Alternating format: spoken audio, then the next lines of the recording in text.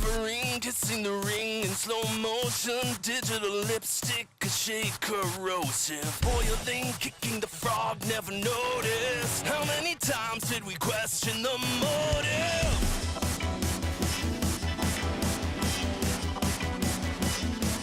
Until the roles reversed, we became the gears we turned. We didn't use a thing we learned. We got too close to the ones and O's. We lost control. You didn't wanna believe. You didn't wanna believe. You didn't wanna believe in the rise of the machines.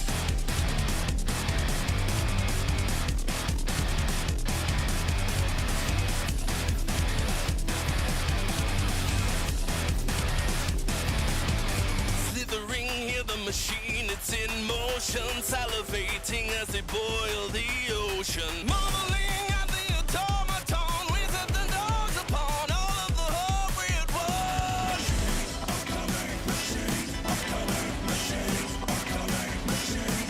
Until the roles reversed, we became the gears we turned. We didn't use a thing we learned. We got too close to the ones and O's till we lost control.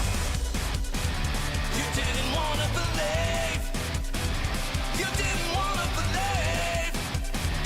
You didn't wanna believe in the rise of the machines.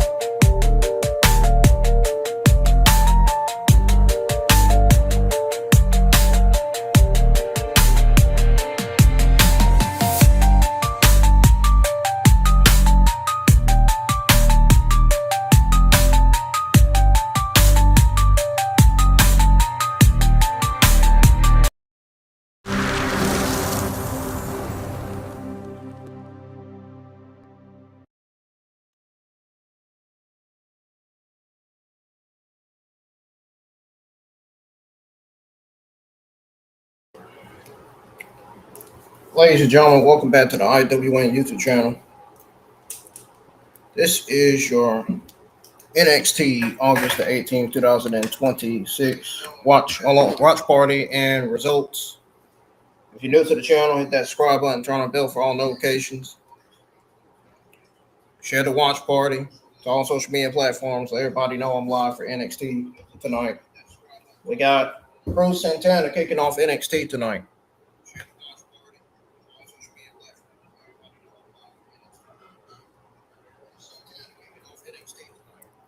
Make sure your notifications are on and make sure you're actually hitting the thumbs up, because it makes me upset when people don't actually hit the thumbs up when I tell them to. Okay.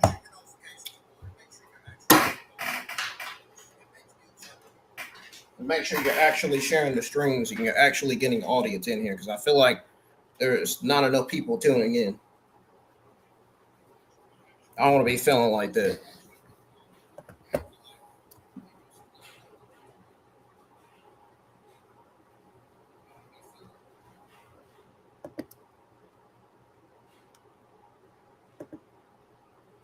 What the world is going on with the VPN tonight, man?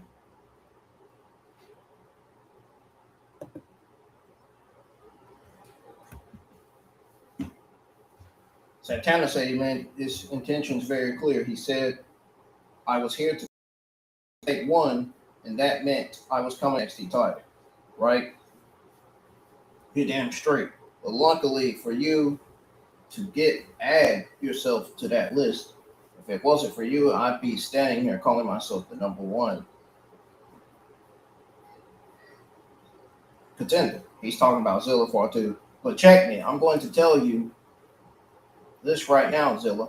I don't give a damn about what world is talking about you, because there is no way in hell I'm allowing you to come in here and take what's mine, because I'm a man about mine and I'm loud and proud from the Bronx. From Bronx, New York, he says. Zilla's not here. He said, well.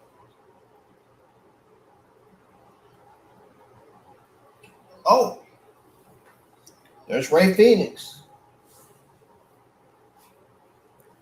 Zilla Fatu's not here, but Ray Phoenix is.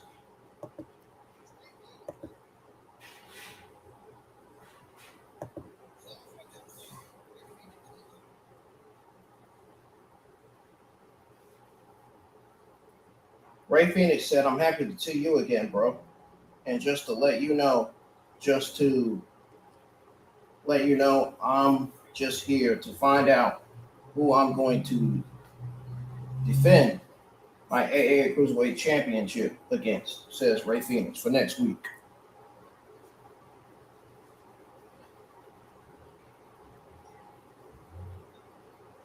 He says next, but if someone costs me a title shot, excuse me, you know me, I am ready. I'm ready for them too. Hermano, trust me, I got you.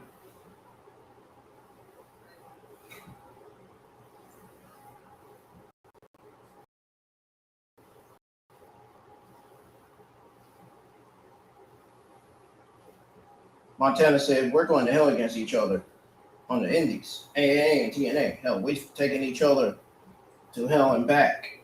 But let me tell you this. I respect you for the way you represent yourself, the way you represent our Latino culture proudly. So the floor is yours. They say the most dangerous place in NXT is out there in that parking lot. So guess what, Zilla? I'm gonna meet your ass out there. How about that? Says Cruz Montana. Well, no doubt, Cruz Montana thrives in the trenches, Booker T says.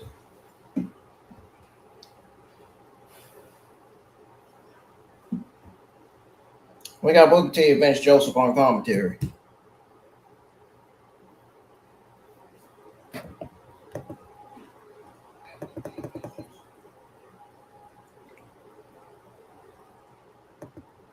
EK Prosper coming out. We got this fatal four-way match to determine Ray Phoenix next challenger for the AA Cruiserweight Championship.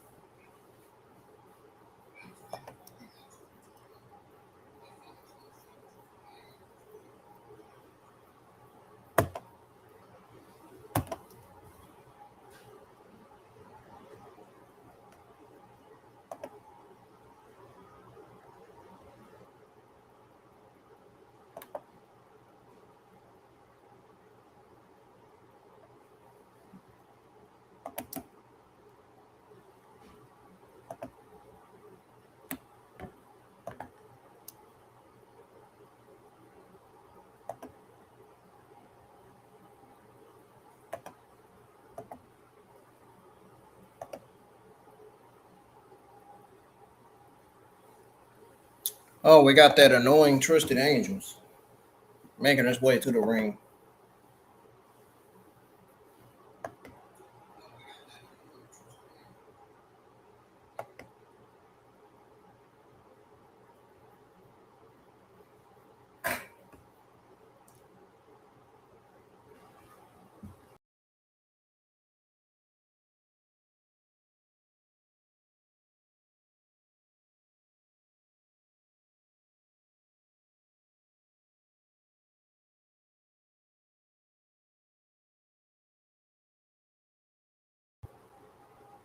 everybody not here tonight?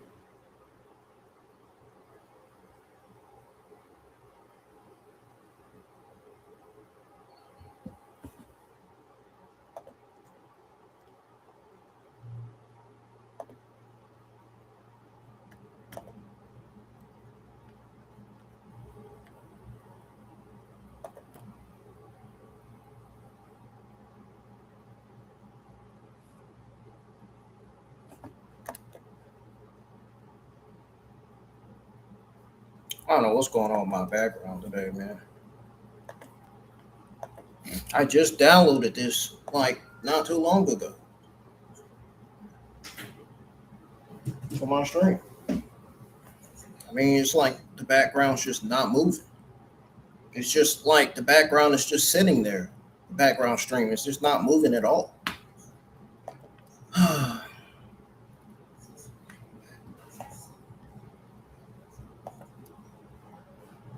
Trying to see if I can pull up NXT on Netflix so that way I can get a better understanding of what commentary is saying.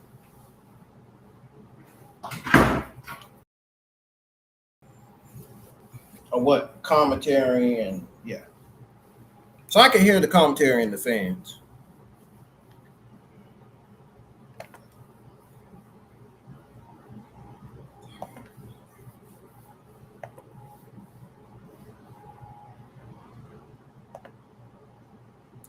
I don't know what was going on with that VPN, man.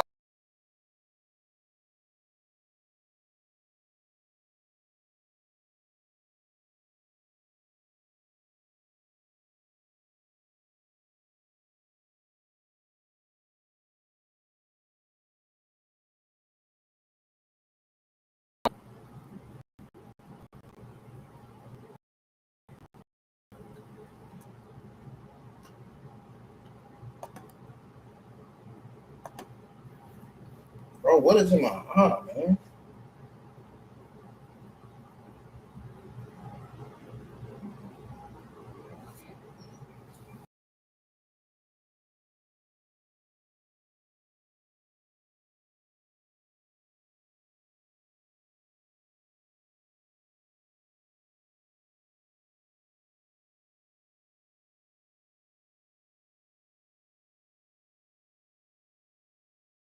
Head. Anderson, Romeo. Yeah.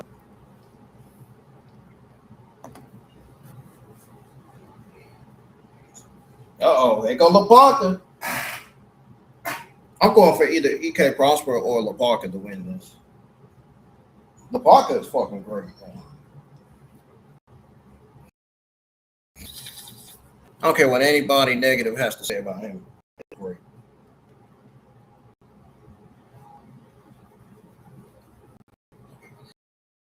It is great to have on any brand, honestly.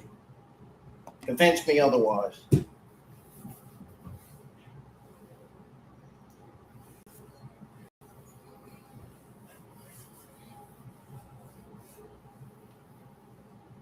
So we just got through seeing Cruz Montana cutting his promo and Ray Phoenix coming out to cut his promo, saying he's just here to see who's going to win the.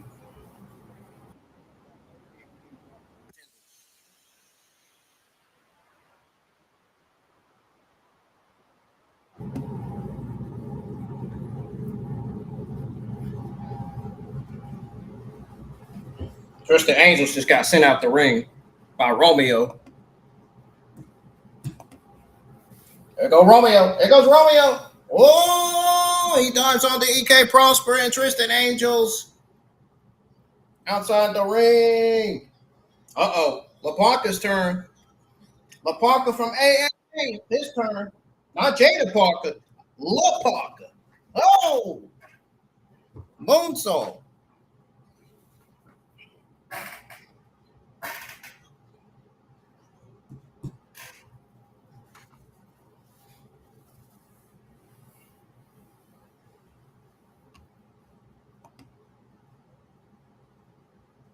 So we got bodies everywhere. LaParca is the only one standing.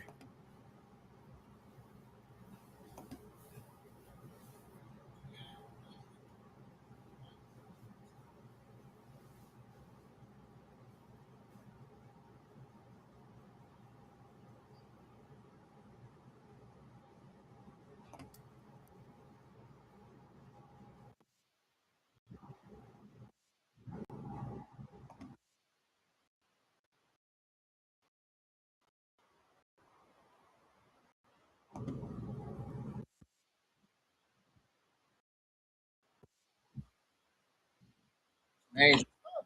Talking about some Tristan Angels trying to make a name for himself. Man, I ain't even a fan of Tristan Angels, man.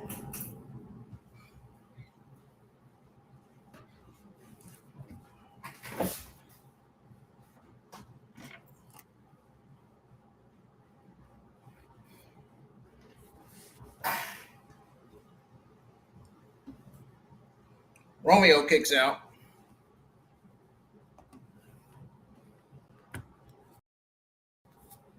Oh, killing me, man. My eyes.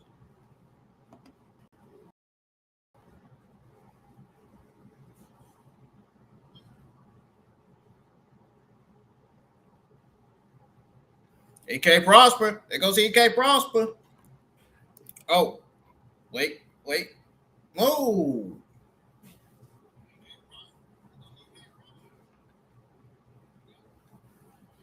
Prosper was looking to fly, but oh, backstabber to EK Prosper by Tristan Angels. Behind you, Tristan Angels, the pocket.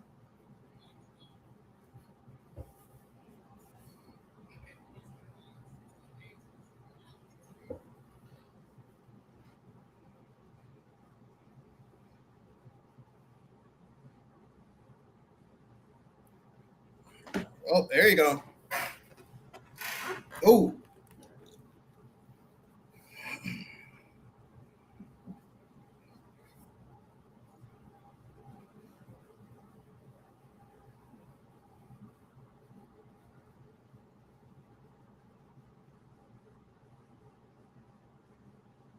the best wrestler in the world, the best in the world is CM Punk.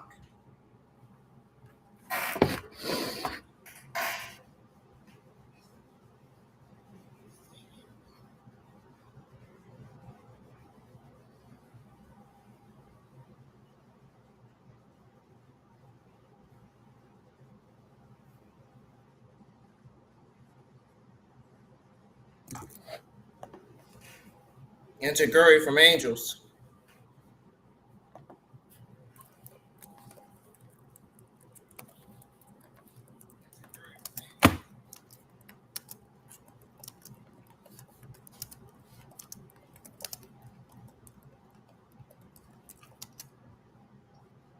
Oh, ooh. Both LaPonca and EK Prosper with the same idea. Romeo with a drop kick. Wow. This has been a crazy matchup so far.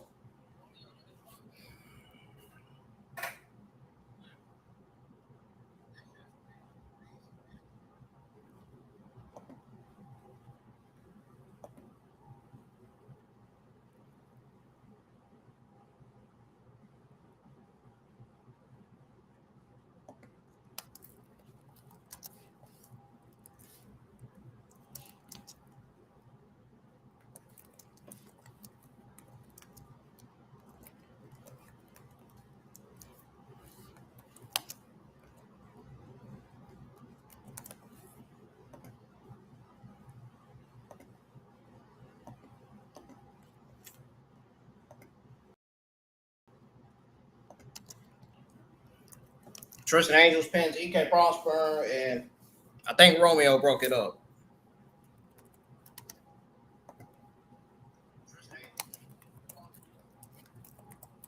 Norm Dar has been a help to Romeo, not gonna lie.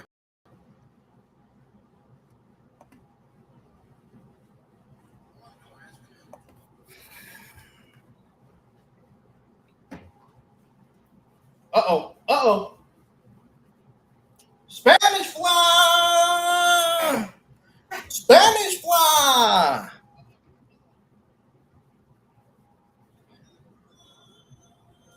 You know, I got NXT on both screens, man. This one, the cable one, is faster than the Netflix one. NXT on cable is faster than the one on Netflix International. I just noticed that. I literally just noticed that just now.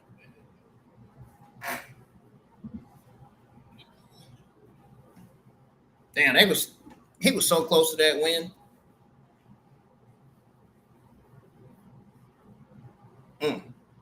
Oh, super kick to Roman by Tristan Angels.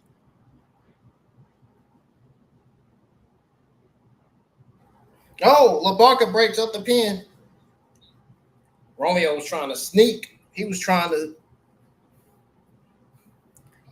sneak this with that pin. He was trying to get it. He was trying to make sure nobody came in the ring, but he wasn't aware that LaBarca came in the ring and broke up the pin.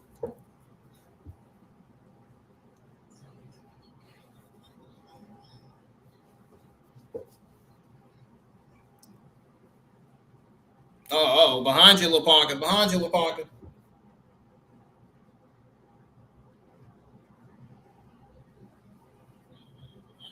They said Angels is going to steal it.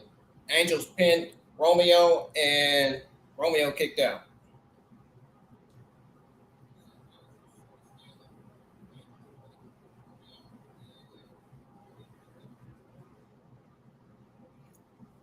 Where the hell did Prosper come from? You better make sure. LaBarca ain't no back up on his feet. You better make sure LaBarca ain't back up on his feet. And EK Prosper will be Ray Phoenix's next challenger for the Cruiserweight AAA Championship. Oh man, that's gonna be a banger.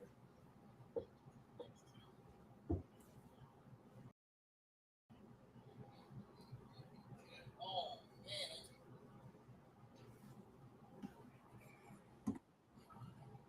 what a banger that's gonna be.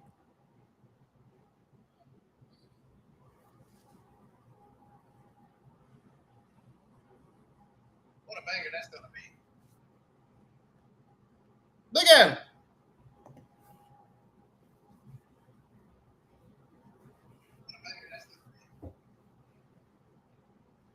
We will now have this showdown. Look at Ray Phoenix and look at EK Prosper in the ring. This is the match that we're going to see next Tuesday on NXT. Already booked. Look at that. What a banger that's going to be. Holy moly.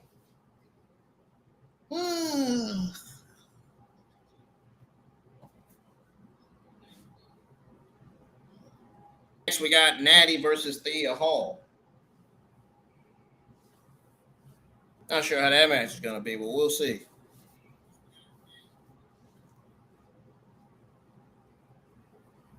Welcome to Saturday Night Main Event.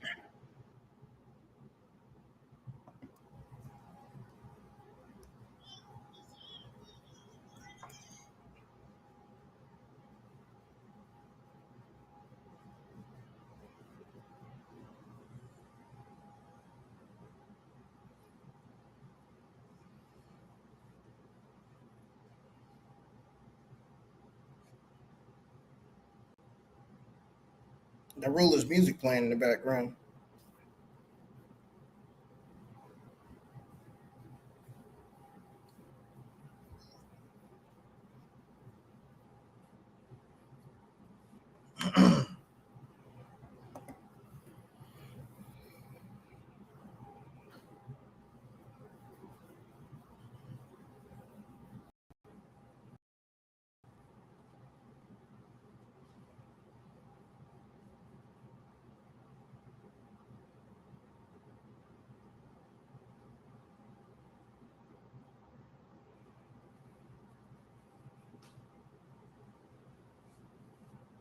All right, NXT's on commercial break right now. Zilla Part 2 officially becomes an NXT superstar tonight. I just seen the tweet. They tweeted that out 1 hour ago. NXT Twitter account did. All right, we got 2 likes on the stream. We still got no new subs yet. So make sure y'all share the stream and try to get some more people to tune in. Yeah. Or y'all can repost. Y'all can quote tweet my tweet where I shared saying that I was live on Twitter X. Many options you can do. Many options.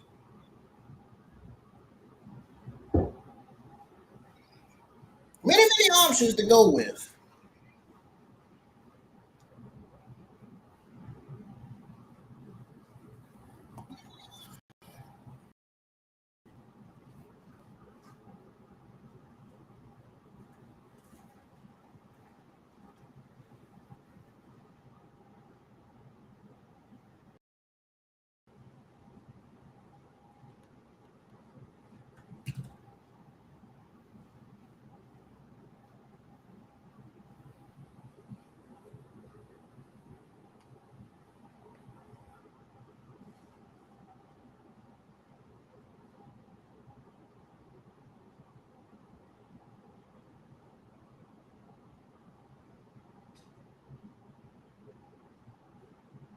Come on, let's get some more people in here. Let's get these views up.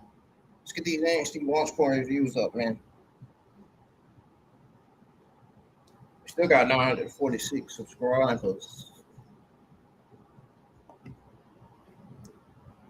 NXT is on the road for Netflix Internet.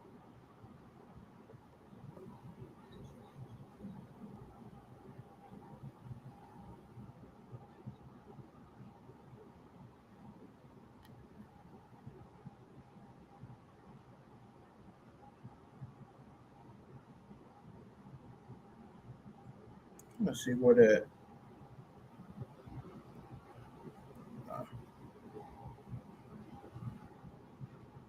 I was looking for something, but I don't know what it was.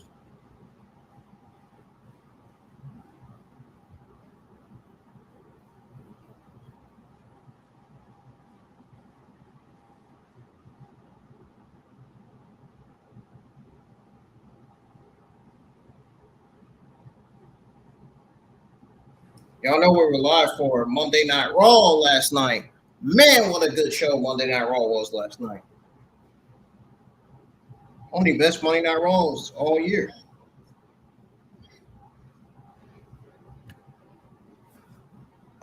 Why did they stop talking? What happened?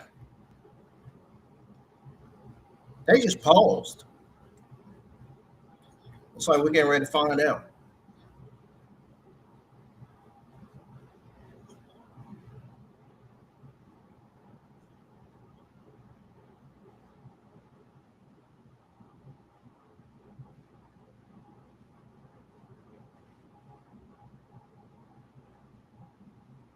Kendall Grace seems like she's rushing. Seems like she's getting desperate now.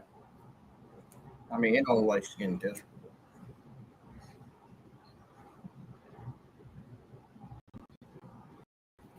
She's gonna be like,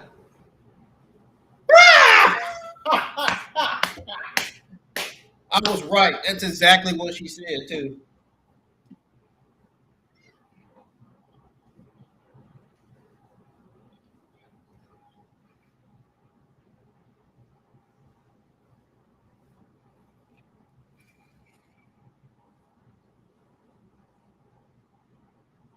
She told Brad Baylor, absolutely no.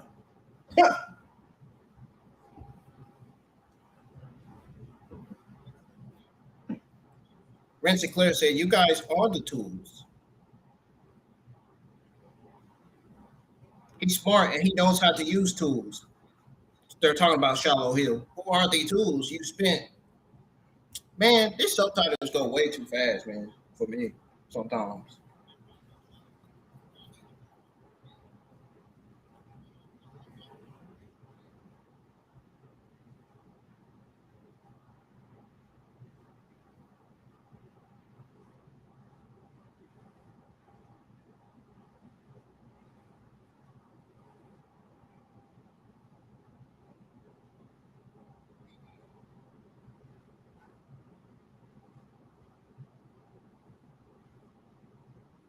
We got Thea Hall versus Daddy next.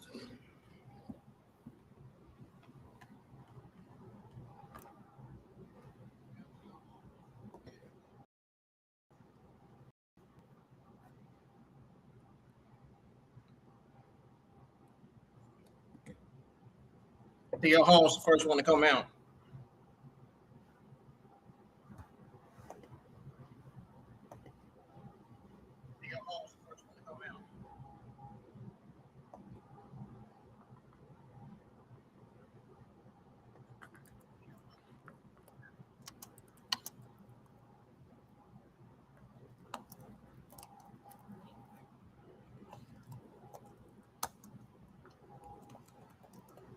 I wonder if this is going to lead to Thea Hall shockingly turning on Jada tonight. Because some people say that Thea Hall, WWE's teasing a Thea Hall heel turn. I don't know about all that.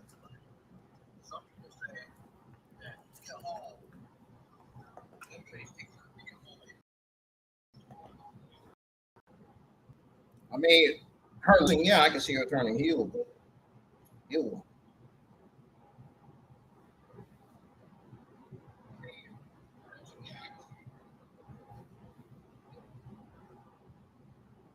Look at Natty going right after Thea Hall. The match hadn't even started yet. She already trying to go after her.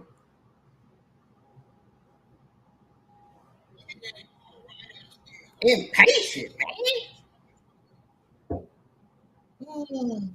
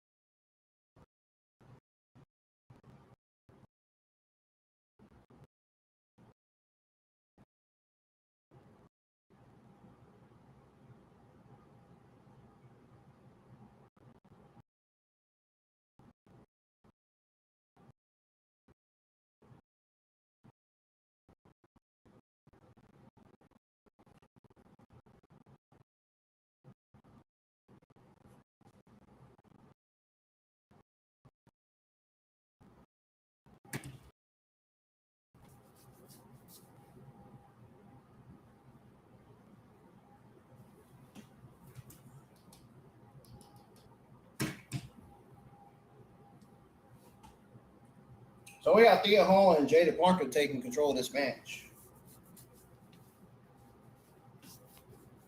It's now on commercial.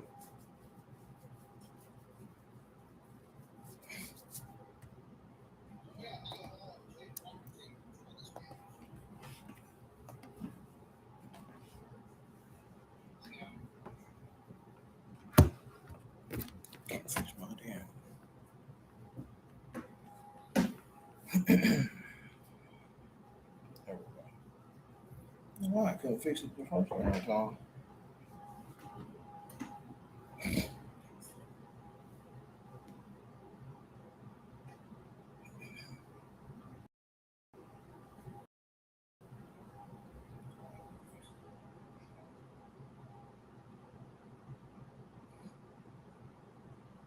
Darn, nobody still hasn't tuned in. Might share the stream again.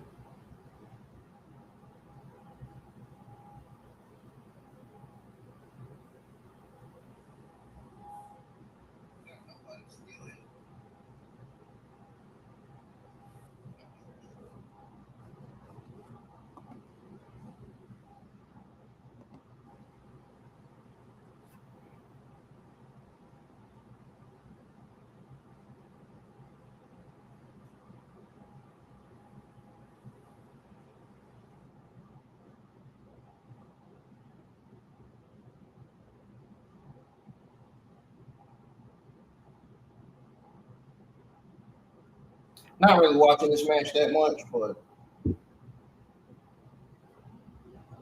at least I'm telling y'all what they're doing in the room. Nikita, like she's trying to somehow, somehow Nikita found a way to distract Thea Hall.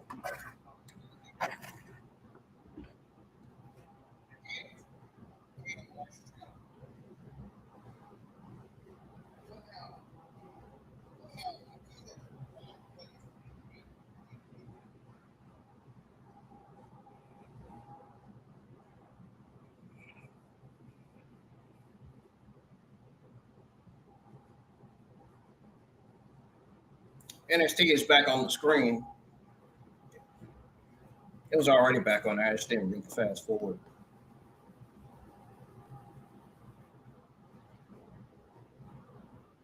Darn, Natty telling the fans to shut up. Fans ain't do nothing to you. What the fans do for you to tell them to shut up? She's a heel. She's just acting like a heel, man.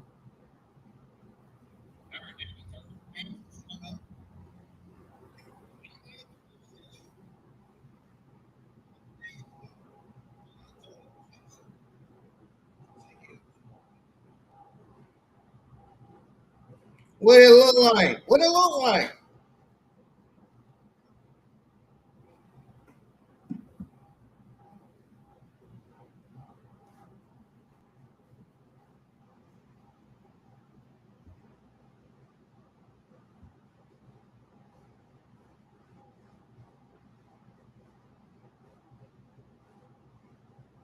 Natty in control of this match. Theo Hall cannot get out of Natty's submission here. She's got a punt out. It's back on with Thea Hale rolling Natalya up for the 1-2. Natalya kicks out.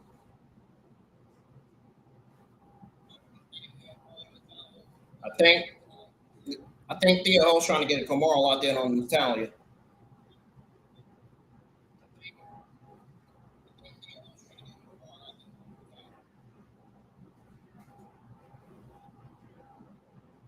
Rolls Natalya up again. You're going for the sharpshooter. Oh. The disc is countered by Thea Hall. Rolls Natalya up for the 1-2, but she kicks out.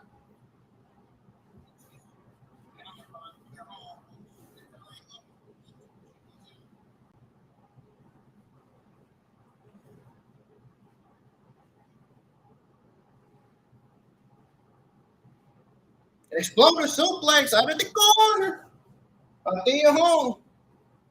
We got a video at the bottom showing Cruz, Montana in the parking lot waiting on Zilla.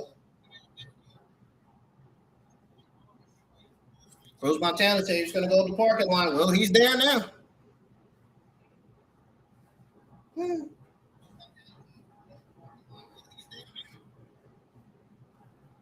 Tonight, Zilla Part 2 signs his NXT contract. Yeah, I think Cruz Montana's going to ambush him at this point after he signs the contract.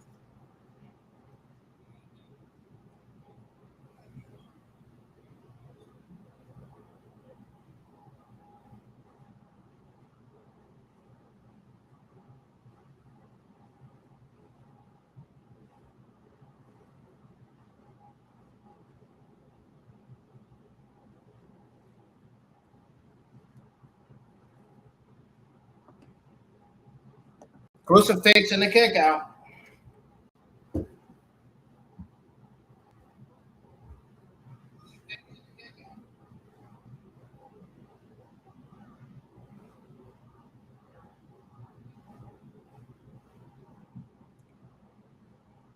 That Kimura looked like it cinched in.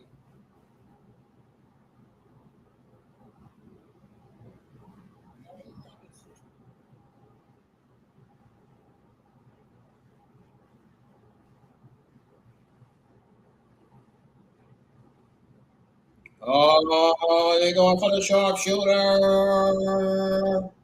I got to tweet out my thoughts on the other matches that happened in that segment with Cruz Montana and Ray Freeman. Will Thea Hall get out of it? Oh, damn. Oh. Thea Hall was forced to tap out.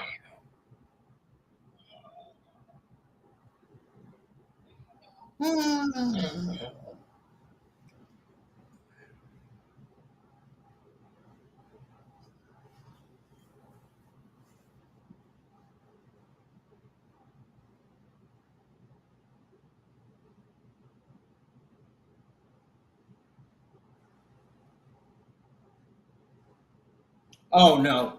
Petrovich and Lyons holding Jada back. Oh, no. She's about to apply even more damage to Thea Hall. Man, this is disgusting, man. Come on, man. You gonna make Jada watch this, man? Come on now.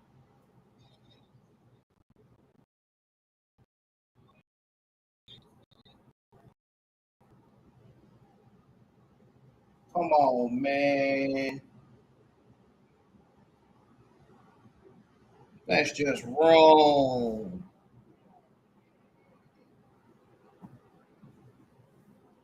The hell?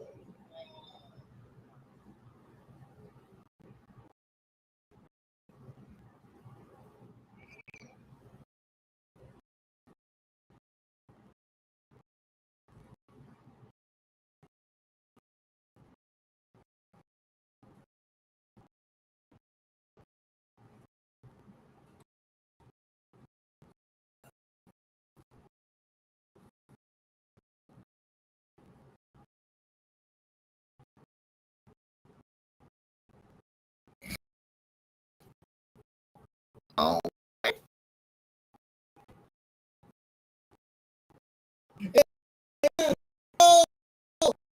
man.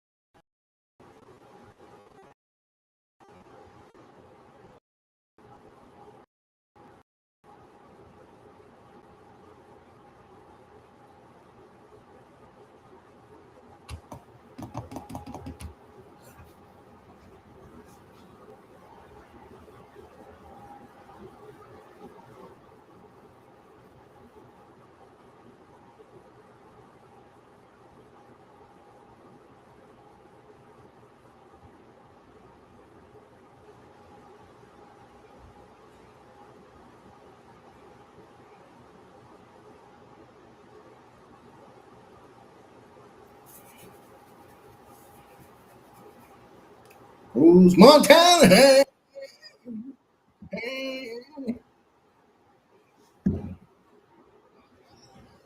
That Montana name reminds me of that rapper. Thanks, Montana. Montana. Montana.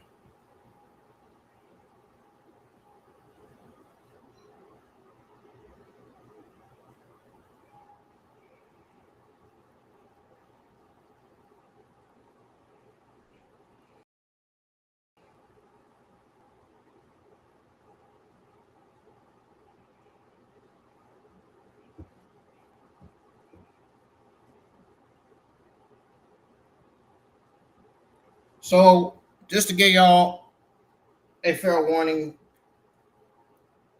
there was some good and bad coming out of this card. The card for NXT looked soft on paper, but there was some good and bad coming out of this card. There's going to be some good and bad coming out of NXT tonight.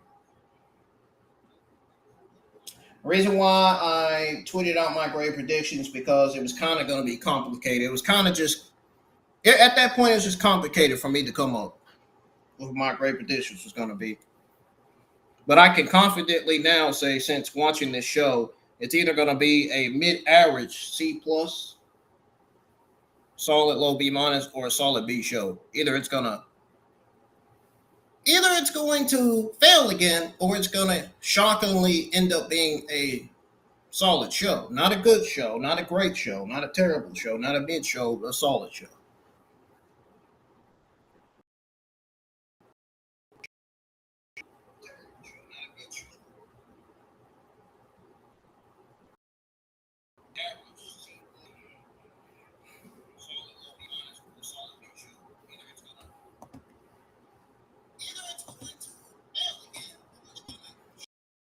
We got Price, Alexis King. We got the Speed Men's Championship match getting ready to happen. It's the second Lucian Price versus Lexis King match we done seen. Lucian Price won over Lexis King last week. Lexis King could be potentially retaining that Speed Men's Championship, and a championship that shouldn't even be on TV at all. The Women's Speed Championship shouldn't even be on TV at all either. It's not an NXT. It's not an NXT brand title.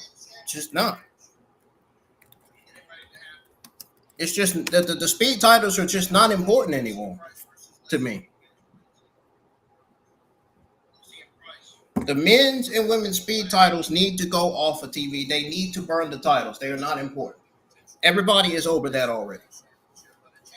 Everybody is over Lexis King and Ren Sinclair defending those titles on TV.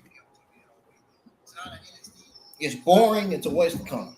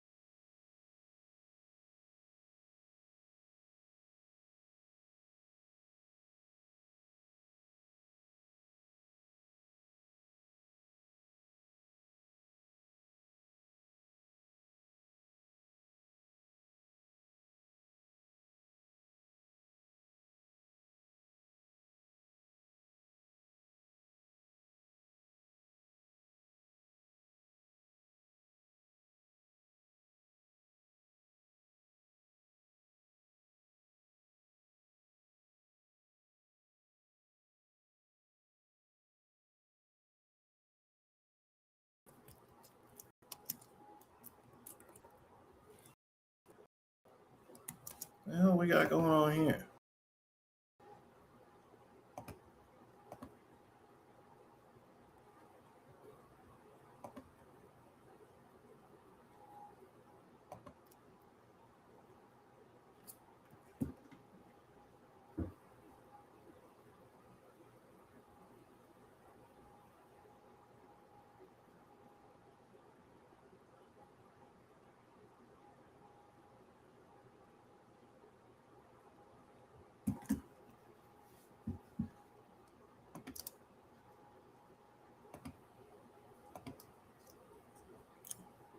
Darn, I'm gonna have to reload the stream again.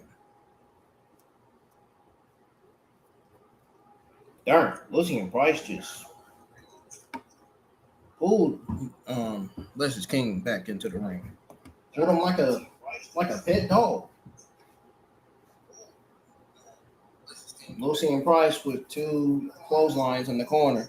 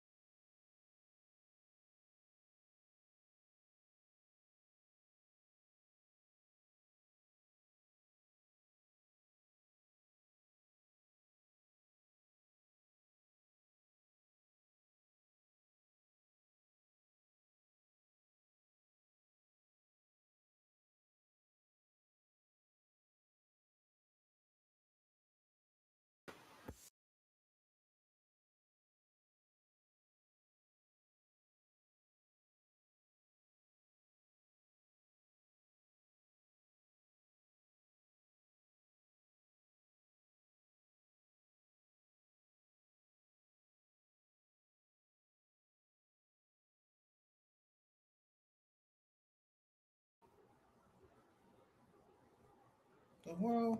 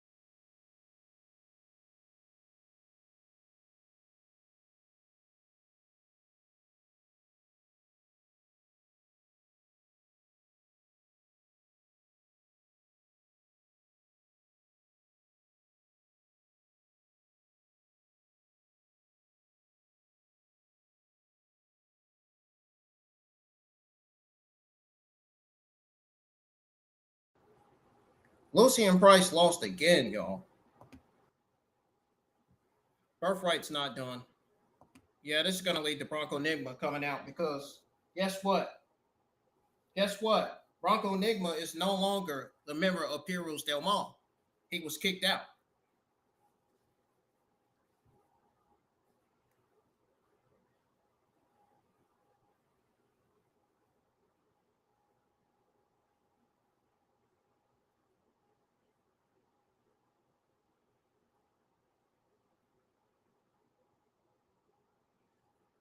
We got Bronco Nigma and Lucian Price shaking hands.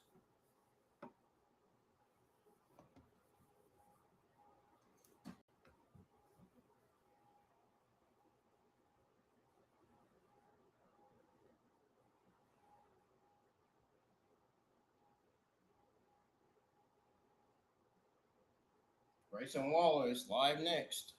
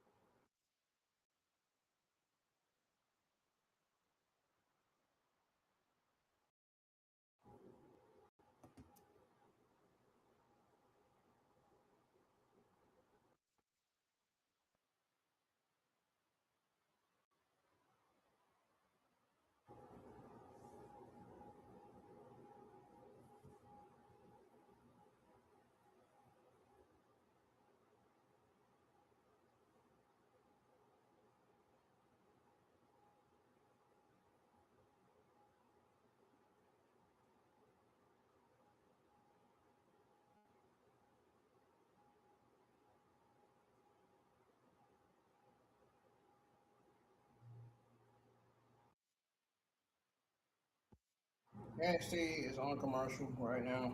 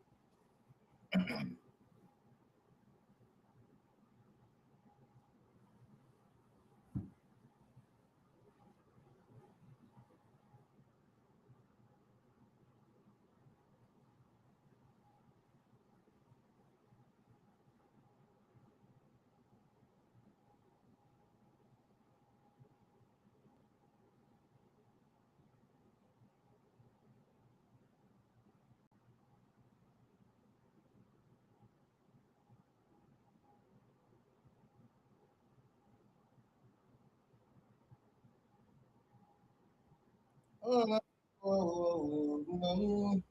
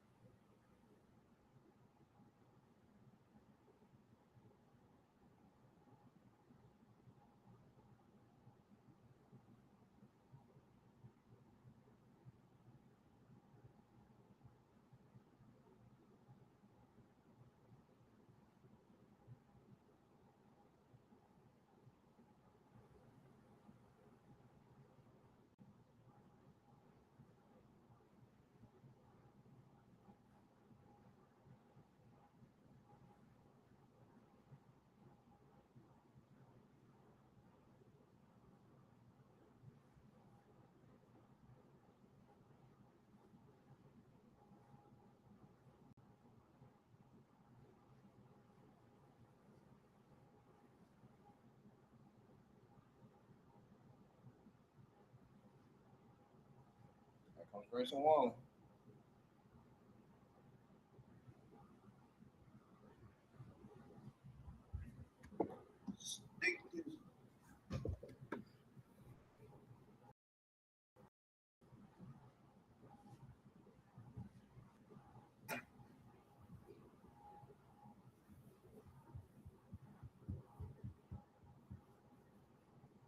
Grayson Waller's theme song is dope, man.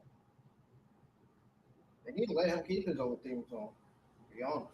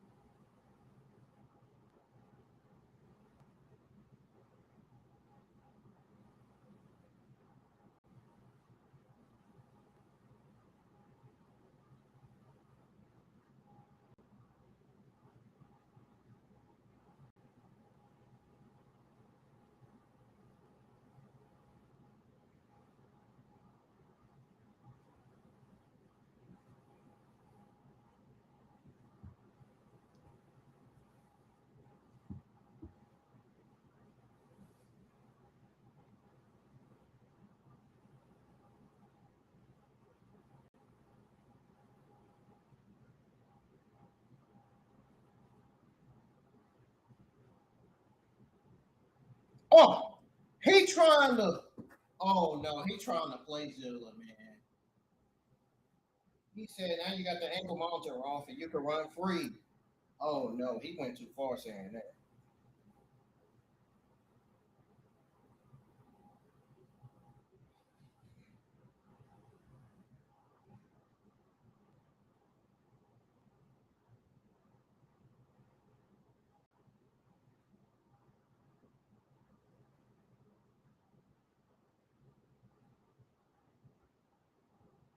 He said, "There's nothing these fat blows in it." And all of a sudden, Tony comes out and interrupts Grayson Waller.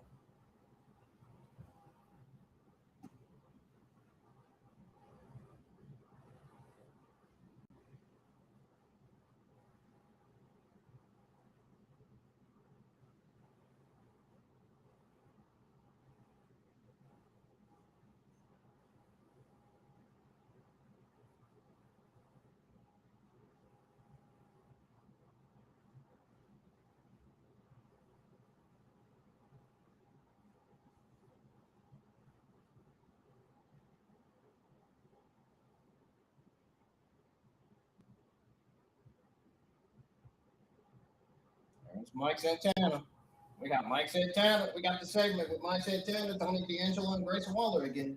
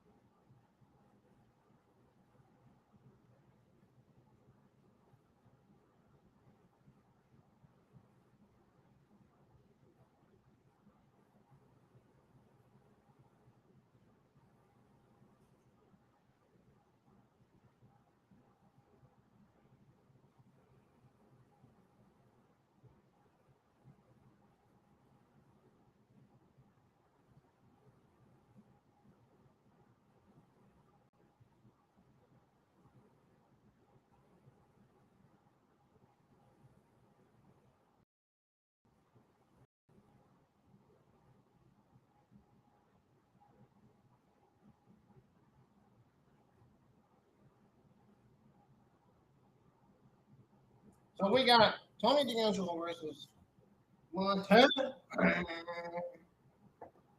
and Grayson Waller for a heat wave. And if Sean Hill beats Jackson Drake, he'll get an opportunity. He'll get a shot at Miles Moore's North American title. So that match will be booked for a heat wave if he wins. If Jackson Drake wins, he'll get a shot at the North American championship.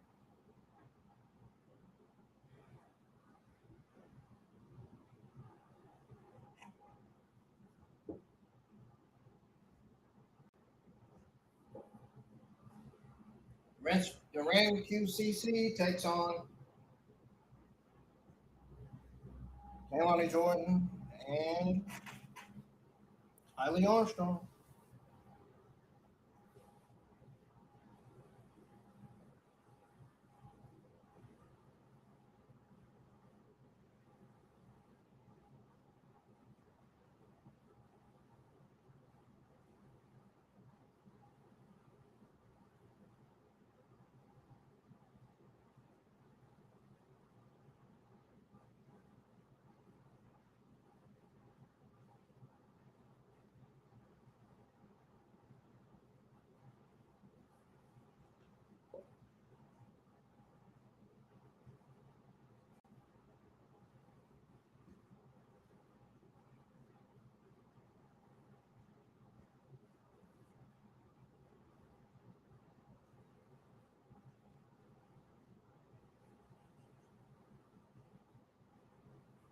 I'll be right back, y'all.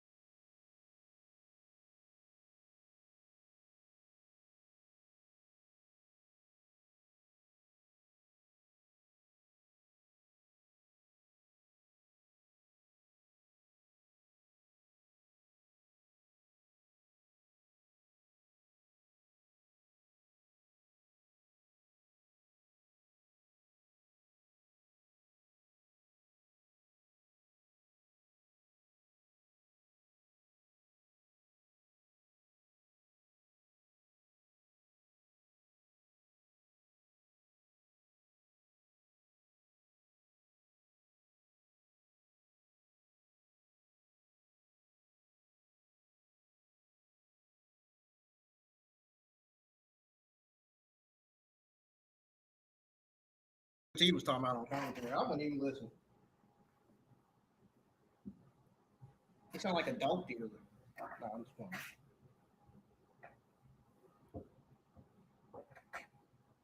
He sound like DMX. Booker T does.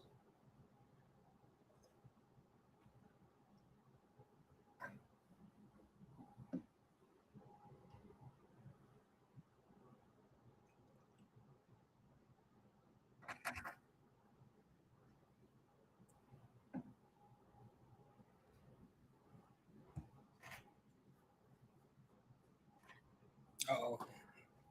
Kylie and Kylie and Kaylani already fussing. I guess Carly Armstrong wanted get the gray, man.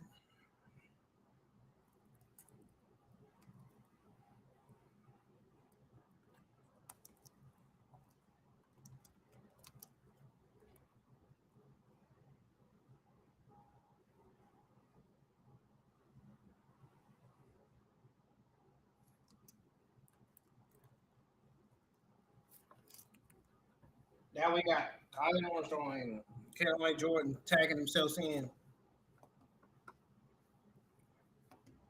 We got tag game contest going on between those two. Kaylani and Kyle.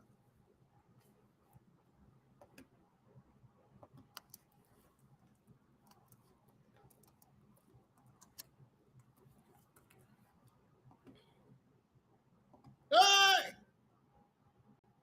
Oh, there you go.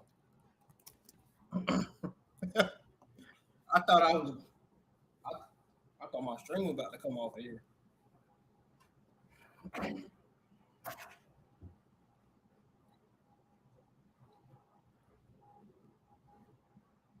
Triple Mania 34 will be September the 11th, Las Vegas, September 13th in Mexico City.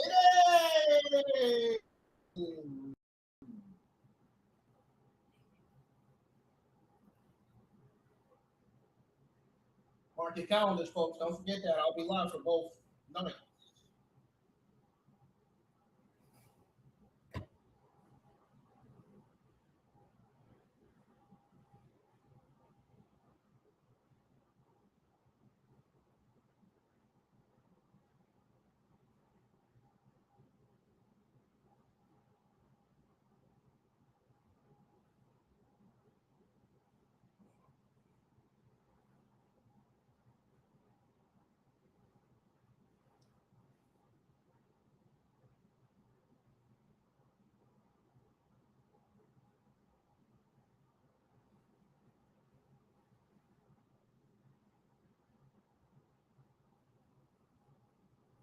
Whoa!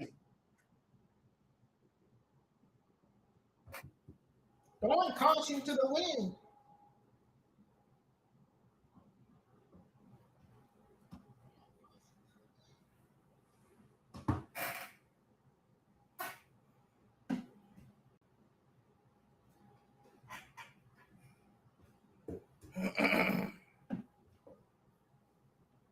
Throwing caution to the wind like a bird, man. Into the cover goes Ren, and Kaylani kicks out.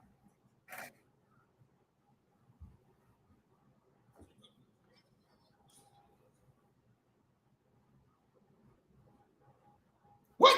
I know it pretty sound like a social. He's like, what? Two. Sound like he was getting mad.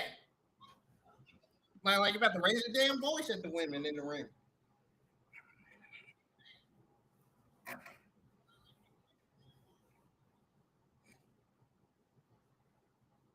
Two.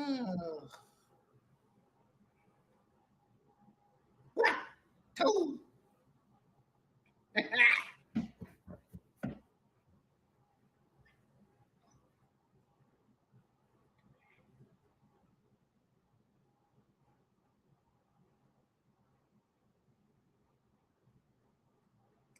thought he was about to say it could be like Tatum, man.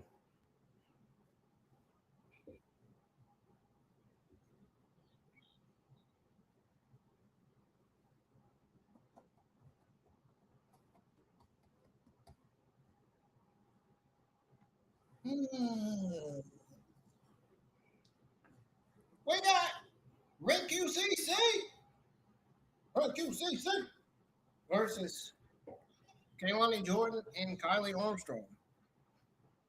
And women's tag team action right now.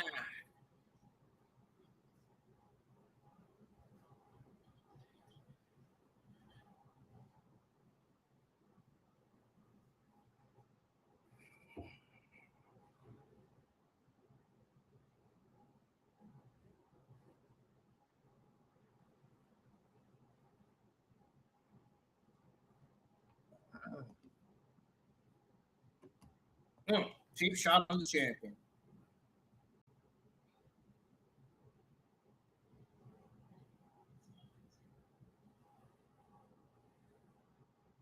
Boom! Turned it around with a spear.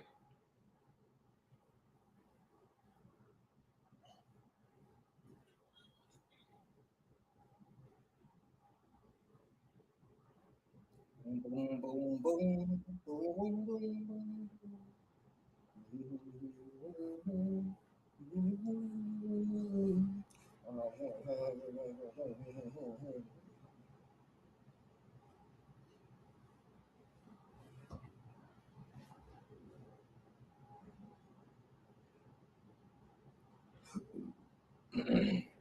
Oh, Earth, yeah.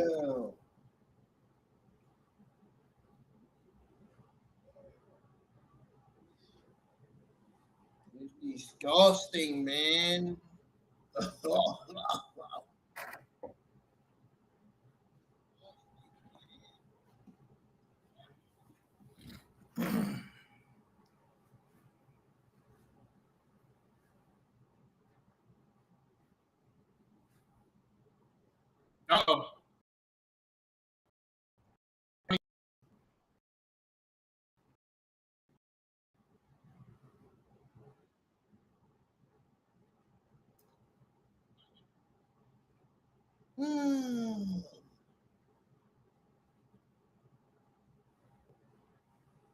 I'm gonna cover you.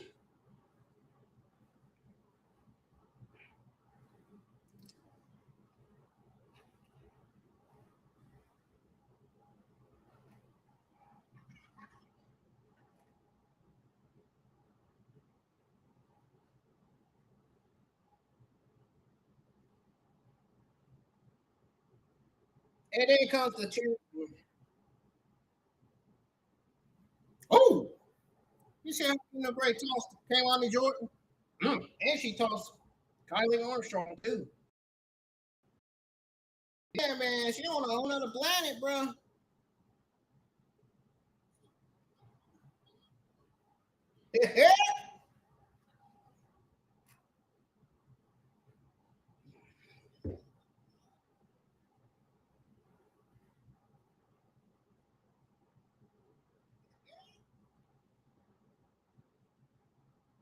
Oh, wait a minute, wait a minute, wait a minute.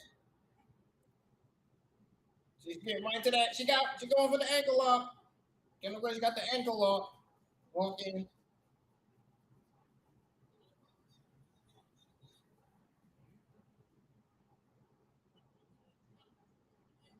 Uh-oh. Kylie Armstrong might be filming her knee.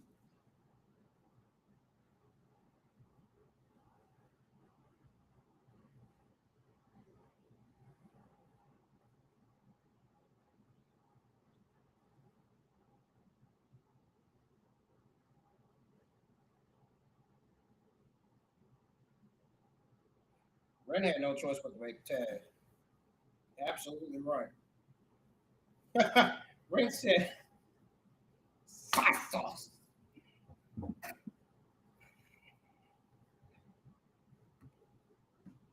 She said, "Yeah." She said, "Yeah." Sound like one of them sheeps. One of them talking sheeps, man.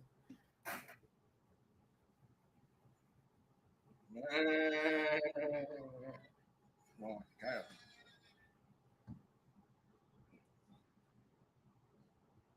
One time.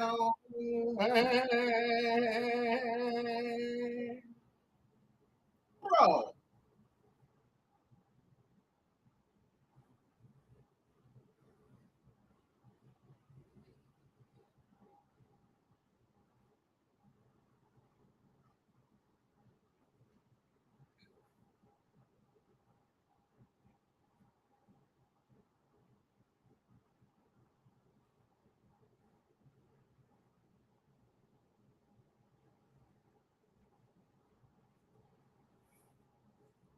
Keone Jordan screaming. He is mad.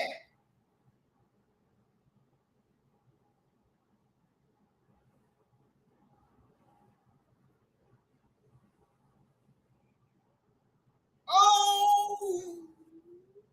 Eric got sent into the steel steps.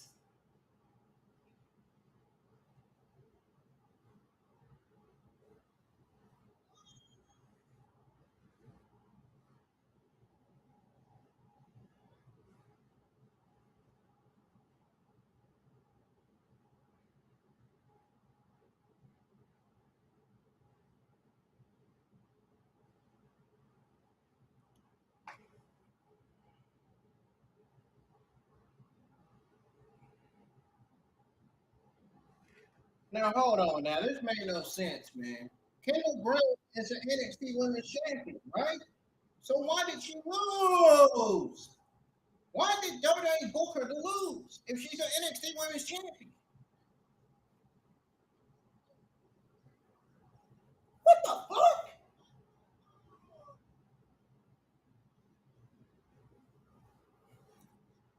God, man, creative needs to make their lazy booking make sense. NXT creative needs to make their booking make sense because this doesn't make any sense. Kendall Gray is the WWE NXT Women's Champion and should have won.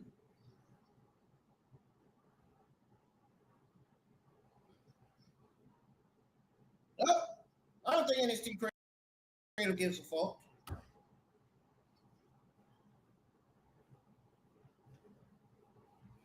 Your champions are not supposed to be booked to lose. I've been saying this for years and years and years, and they still booking their champions to lose on TV. Now this is going to lead to Kendall Gray dropping the NXT Women's Championship now. Her undefeated streak as NXT Women's Champion has come to an end now. Great.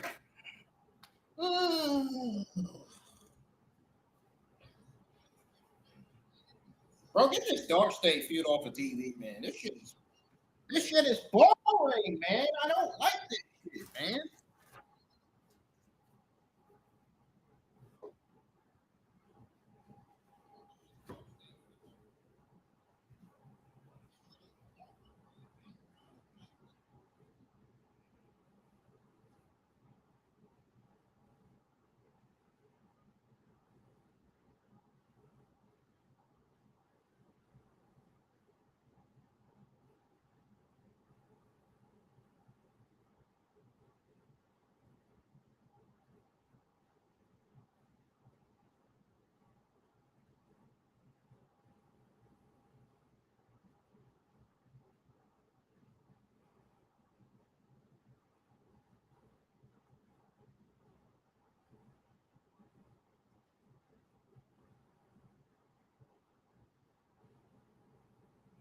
Damn. Oh, hell like a man. Damn.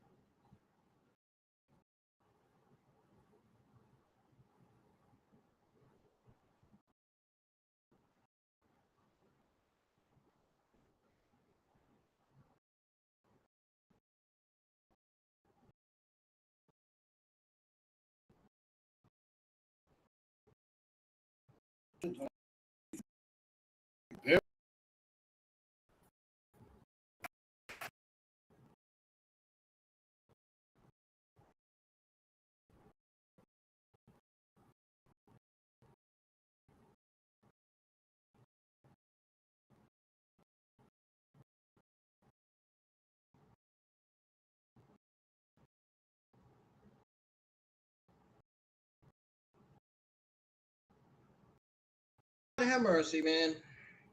I tell you the truth.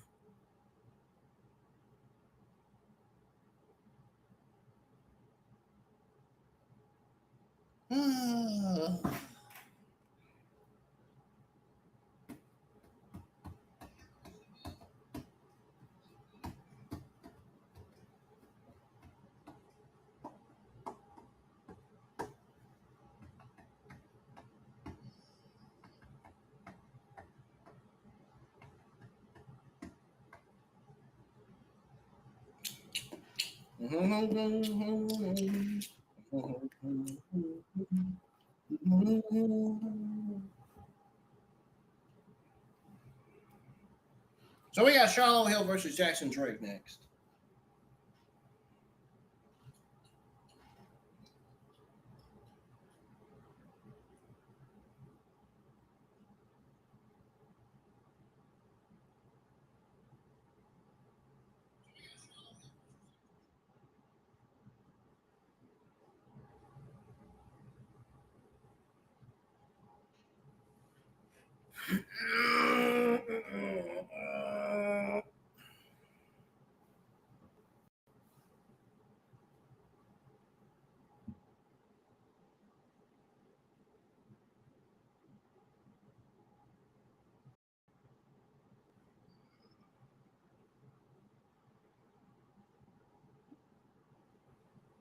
I'm rocking and rolling in my chair.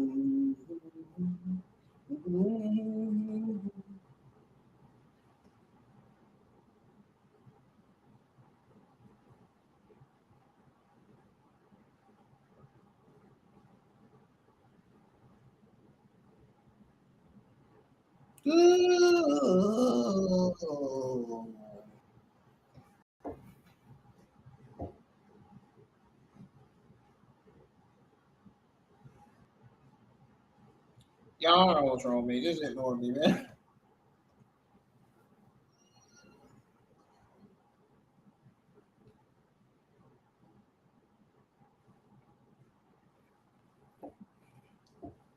As you gotta hit that thumbs up, subscribe to the channel if you do. I'm not gonna be live for anything tomorrow, so Wednesday is my night off from streaming.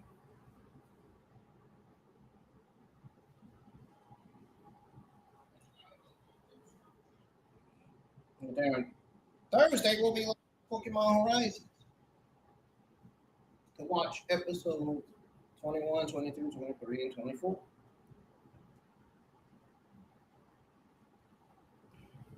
I'll be live for that this Thursday night. If you're a new and old Pokemon fan, wrestling fan, man, that Pokemon Horizon watch party is going to be worth tuning in to, I promise.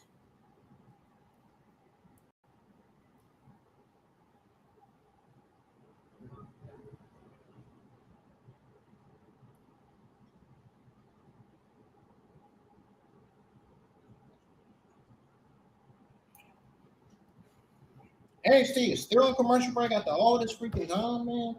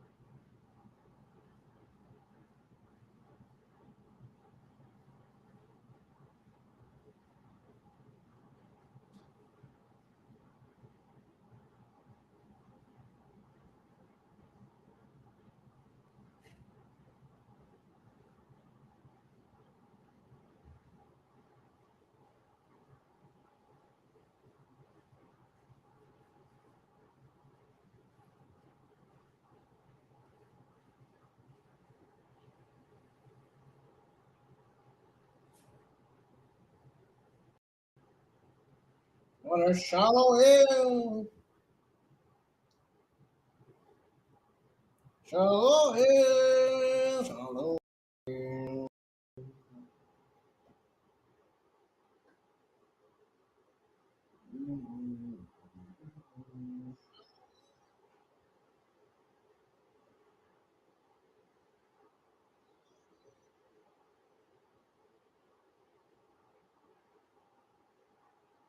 So we have Shallow Hill versus Jackson Drake getting ready to happen.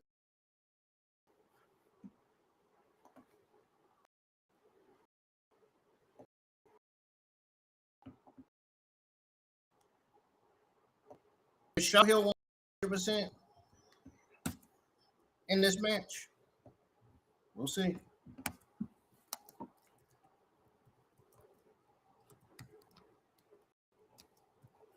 Now we got Jackson Drake and Vanity Project coming out.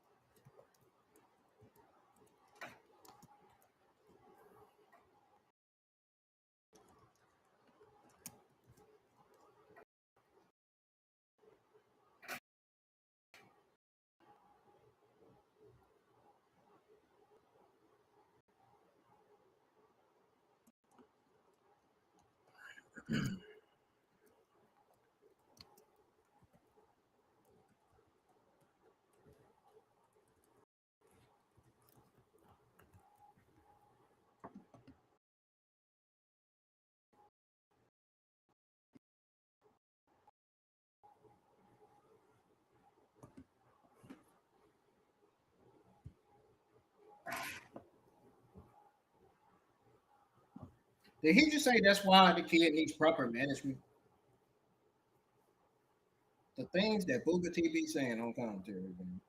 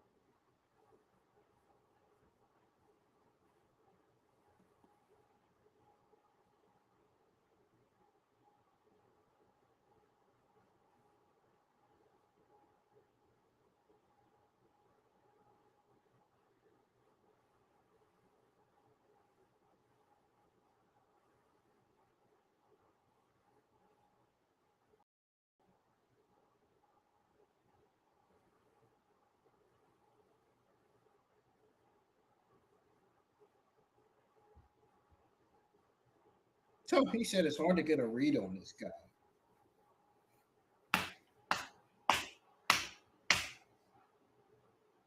And then I got tired.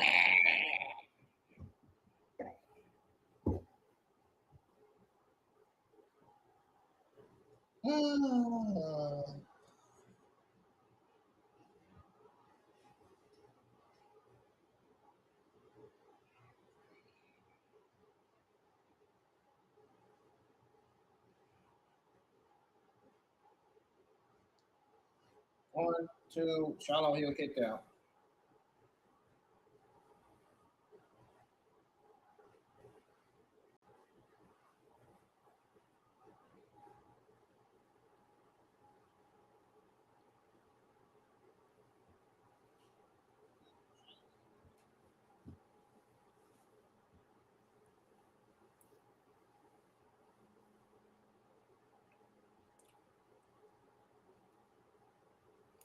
What do y'all think of NXT tonight, man? What do y'all think of the first hour of NXT?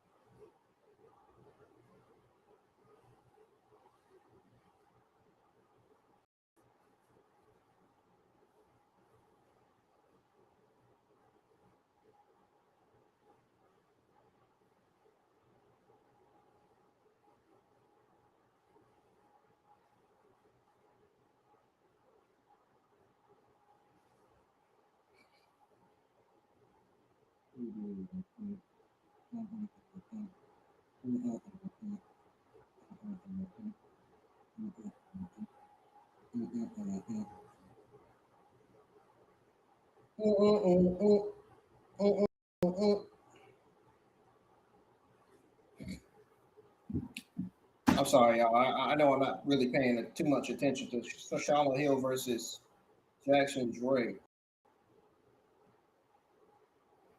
Drake with that corner, that could be it. 1, 2, and Charlotte Hill kicks out.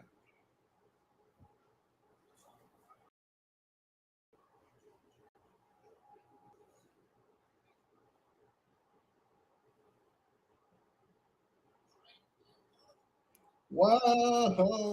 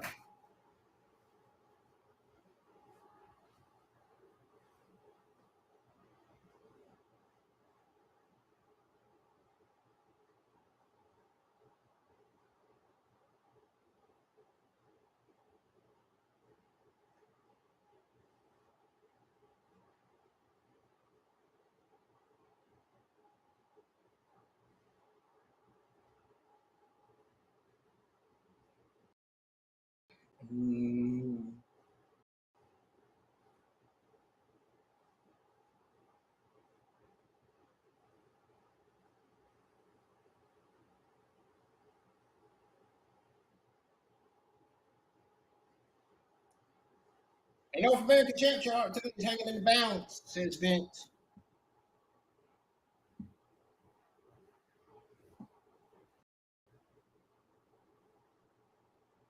Did either of these guys do anything to earn a North American Championship opportunity? I'm just I'm just curious. I just want to know. Because to me, it seems like the answer is no.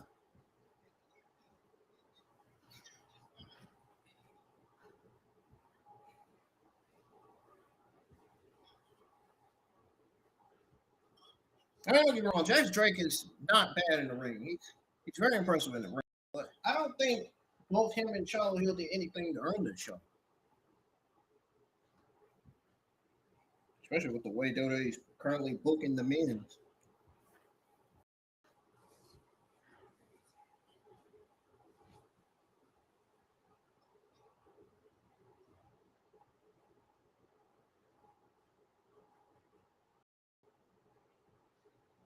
And a spinning clothesline turned Jackson Drake upside down. And Charlotte Hill was happy, man.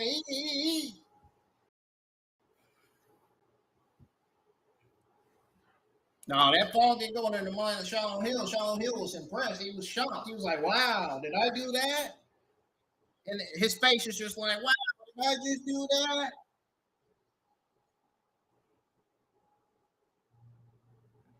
He's going, oh, that was like a shooting star press.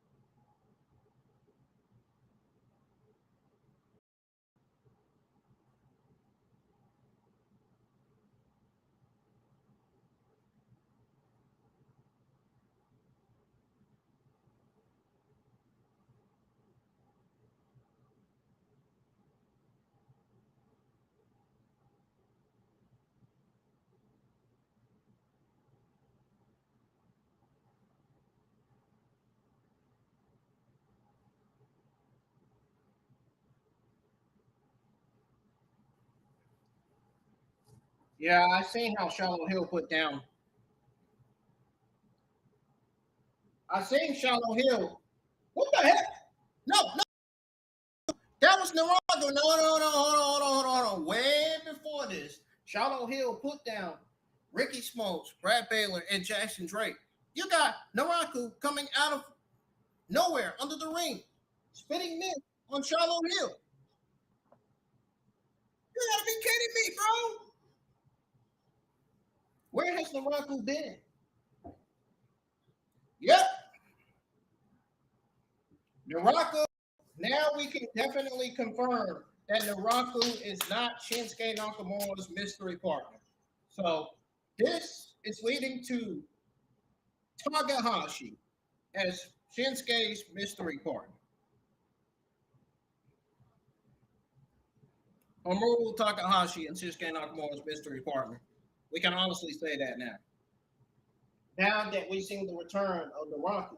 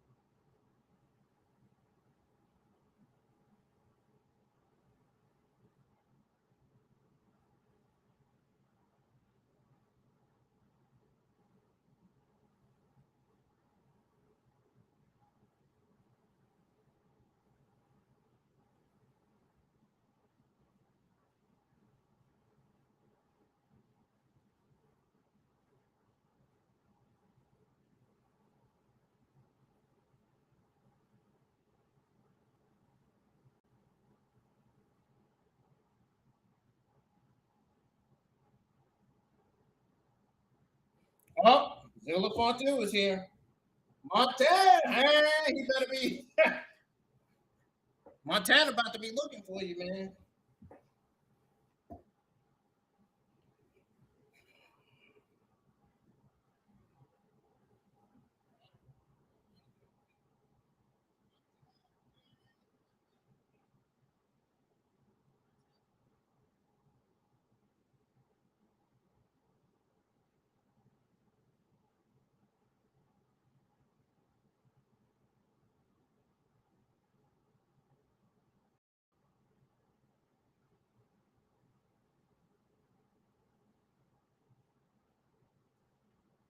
Okay, let me make something very, very clear.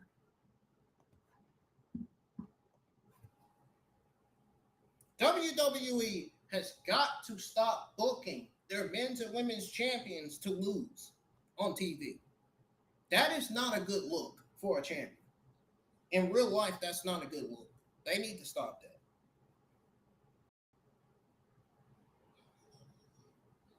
Stop having champs lose in tag non-title matches. Stop having them lose in singles non-title matches. This is ridiculous. Either do champs versus champs or have champion get protected. Something. I am tired of seeing this on TV, man. This is just, it's like it's nonsense after nonsense after nonsense, man. Like, Ray could have got protected. There was no reason why. There's no reason why she should have lost.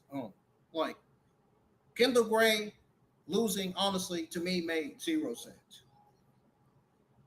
It should have been, for real, it should have been Ren QCC winning this match. It's not Kaylani or Kylie's fault that they won. It's the way the match was booked.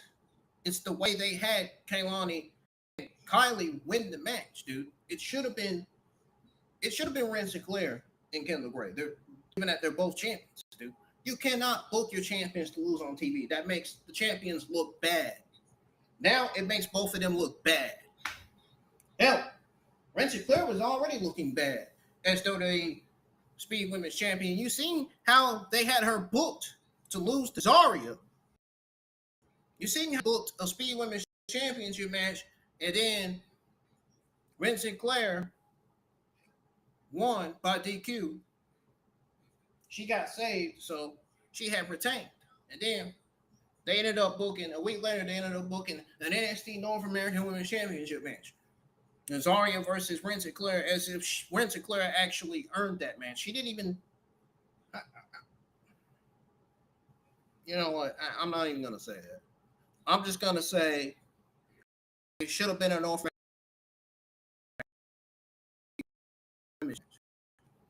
That would make more sense than just booking a Speed Women's Championship match and then book a North American Women's Championship match. That's like Ren giving Zarya an opportunity and Zarya giving Ren an opportunity. You know what I'm saying? On both times.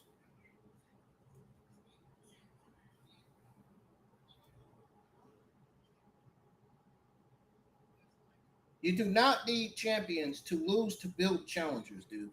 This is just fun. I hate when they freaking do this. I really do. I hate when they do this shit, man.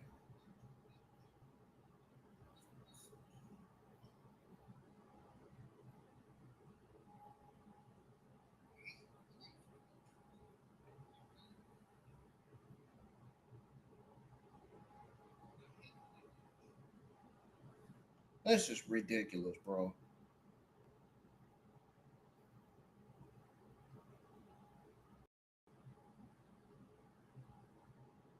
Oh my goodness, bro. What kind of booking did NXT do, man? With having Kendall Gray and Ren lose like that.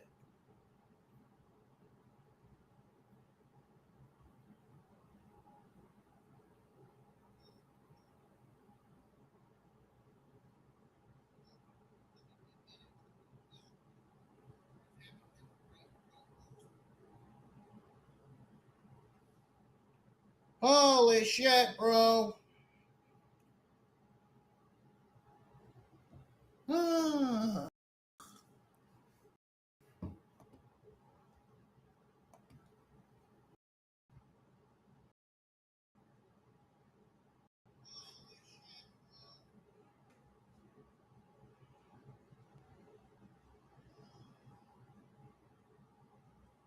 Either these fucking people are clueless or they just clearly did this shit on purpose and just flat out said, no, we don't care about what the fans want. We know we care about what we want. What only we want.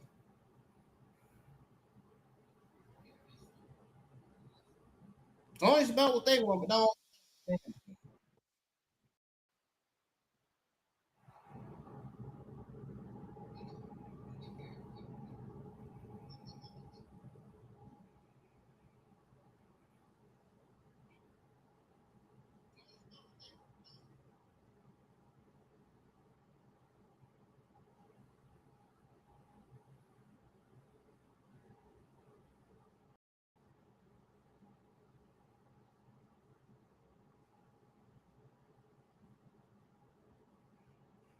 There's the newest superstar.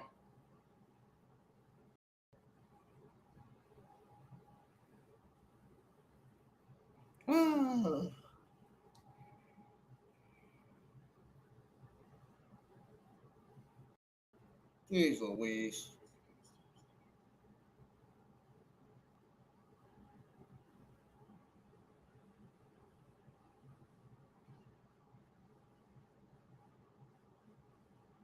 The way Vince Joseph said that, it sounded like somebody was in the ring waiting on him. Somebody else was in the ring right now. I know where Stone was waiting on him. Oh, that's why Vince Joseph said it like that, because Tony D'Angelo was out there watching. Come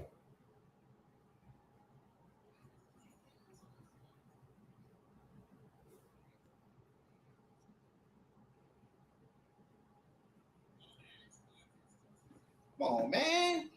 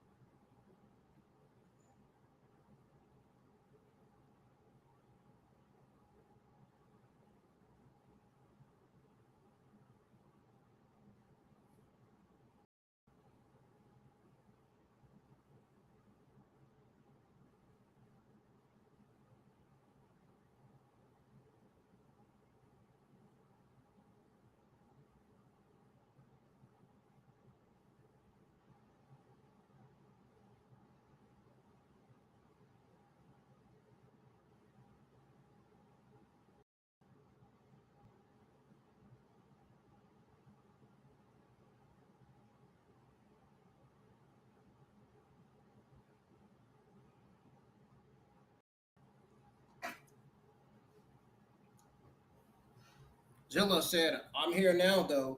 I'm here to show you guys that I'm not just another nipple baby. He said.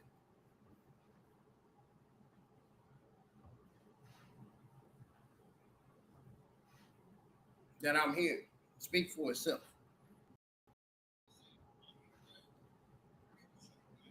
Zilla said on the stand last week, I made a lot of folks mad. All I got to say, that is, get used to it.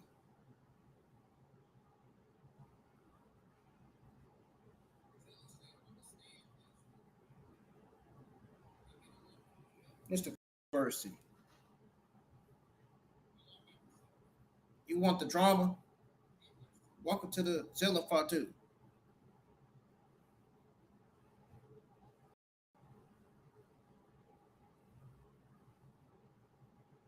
Zilla Fatu's first NXT match is the NXT title match.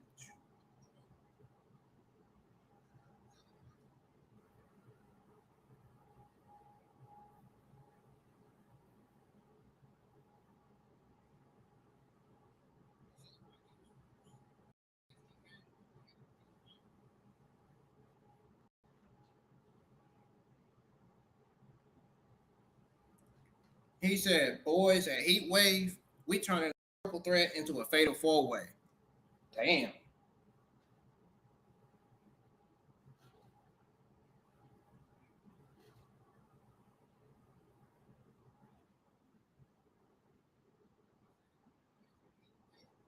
Oh, he said, oh, it just got so much harder. It's a fatal four-way.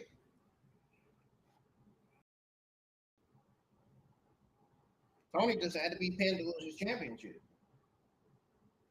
Women's championship will be on the line. Kendall Gray will be defending that against Kaylani Jordan.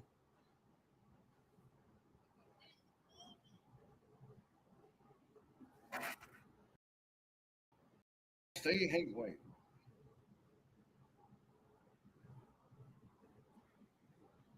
He said, I don't know if we're going to be able to control these four next week.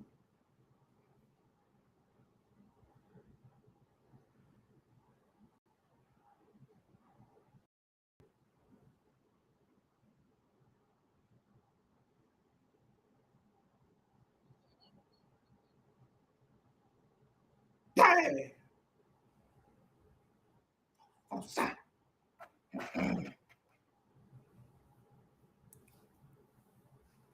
Oh, hello.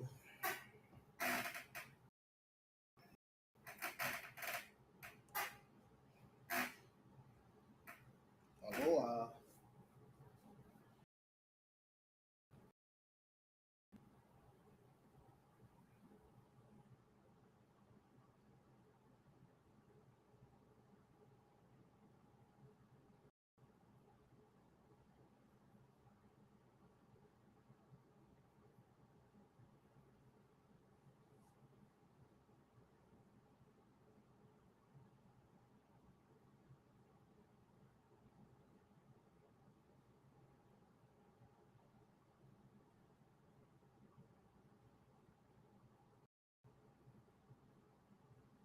Woo! Mm.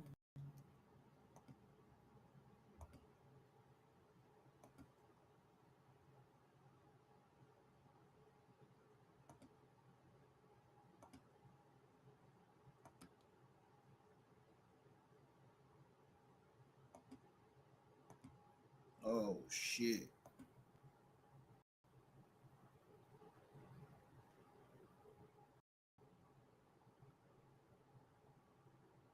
Thank God.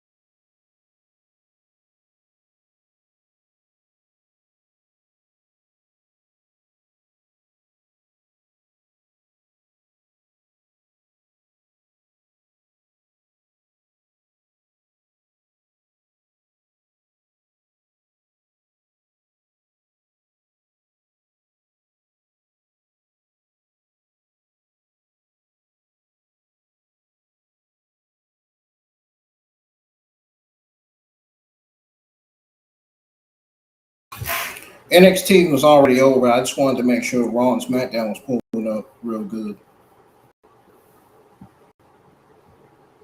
Anyways, I'll be right back. Don't go anywhere. When I come back live on stream, we'll go over my overall results, thoughts, and grade on NXT Season 20, Episode 33. And then we'll go over WWE news on where things are. We'll go over my thoughts, the good and the bad, on where things stand with Asuka and the Alien Dragunov stuff and more. I'll be right back. Don't go anywhere. We're not going to go over the news. I'm just going to go over my overall thoughts and the good and bad. I'll be back, folks.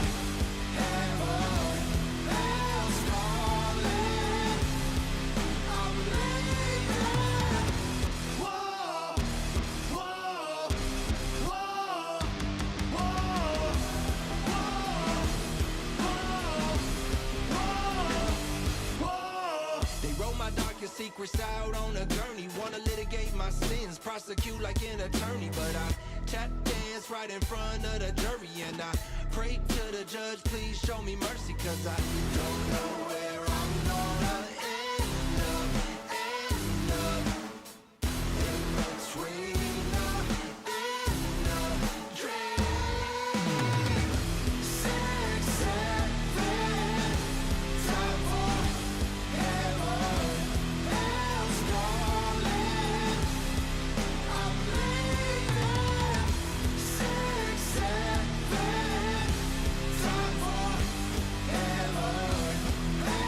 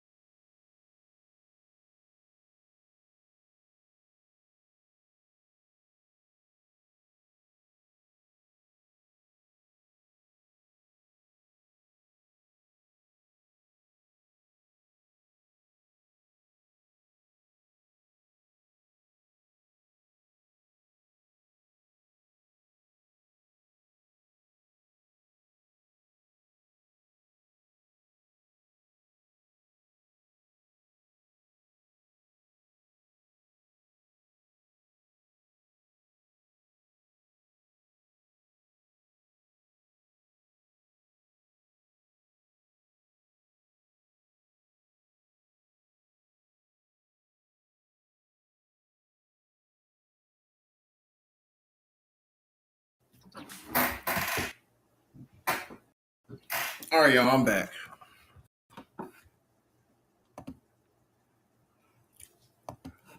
Now I'm back on the stream. Let's go ahead and get ready to go over my overall thoughts, overall results, thoughts, and grade on NXT Season 20, Episode 33.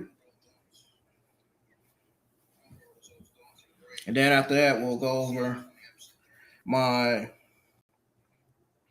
overall thoughts, the good and the bad on Roman Reigns,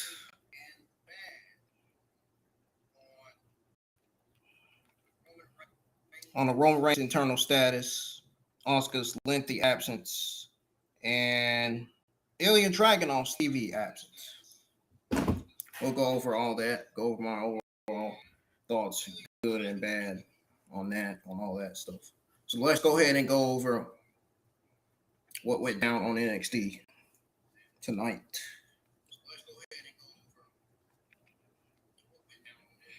So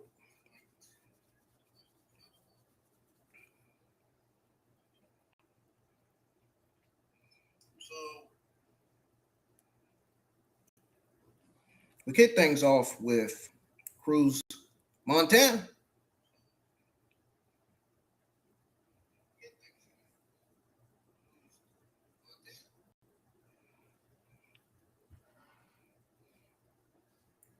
He ain't related to French Montana, I'm just saying. Well, he cutting a promo on Zilla Fatu saying Fatu screwed him last week in his number one contender match with Grayson Waller.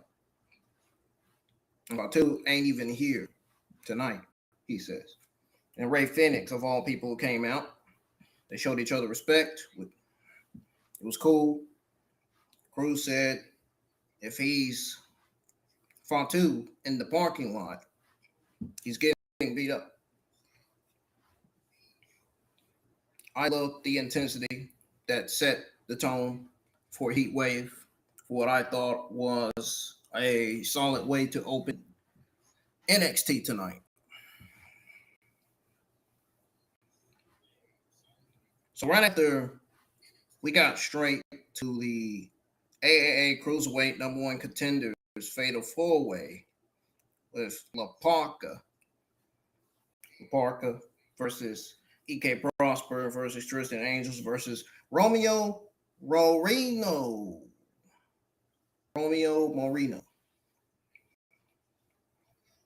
And this was cracked. Everybody flying. La Parca doing La Parca things like he always does in AAA. He did it in NXT as well tonight.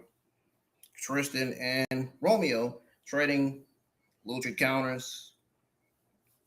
But EK Prosper gets the dub, which means next week he faces Phoenix for the AAA Cruiserweight title. That was at least one of the best things on the whole show. Not going to cap on that. Backstage, Ren QCC's Kendall Gray and Ren Sinclair run into Vanity Project Swipe Right, trying to shoot their shot on Kendall. And she cooks them, saying they remind her of the dudes she wrestled in high school who couldn't grow facial hair. Facial hair. Yeah. That line had me rolling. Either way, what she said it. Honestly, she's right. She's right, thanks me. Mika Lockwood is the Vanity, and Jackson Drake and Ricky Smokes are the Projects. Perfect assessment. You know, Brad Taylor was there too, of course. Then we got Natty versus Thea Hall in a singles match. Natty wins by submission and keeps the beatdown going after the bell. Carmen Petrovich and Nikita Lyons had to hold back Jada Parker making the save. This is building Natty as that vet bully. Oh, really?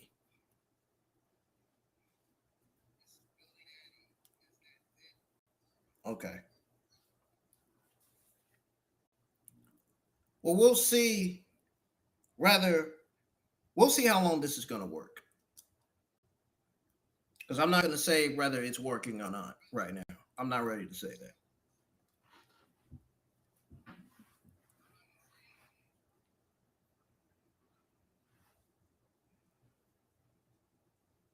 Not ready to say that yet. I mean, her gimmick and in-ring skills are already awful enough. I mean, I don't know why they can't just repackage her. I don't know why they can't just give her a better gimmick and better in-ring movesets.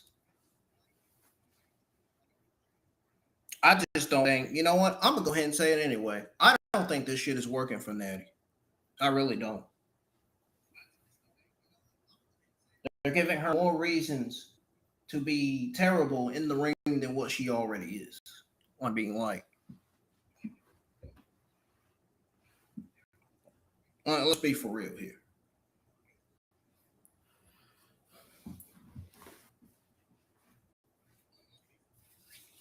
I honestly just don't care for this.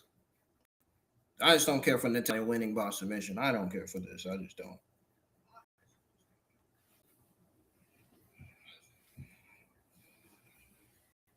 Bronco Enigma backstage giving Lucian Price a quick peep talk before speed title match. Alexis King versus Lucian Price for the WWE Speed Championship. Dude, the men's and women's speed titles should not be on TV. They should already be off TV. Why do we have yet to see these titles off TV? They need to burn both of these titles or something. Get these titles off of Lexus King and Renzo Clear. They're nothing. They're a waste of time. You don't have the X. You don't have the Speed brand running on X anymore. So what's the point of continuing to have the Speed titles on NXT? Like, I'm not understanding this. They're not NXT titles, so therefore they should not be on TV. If they were NXT titles, okay, yeah, different story.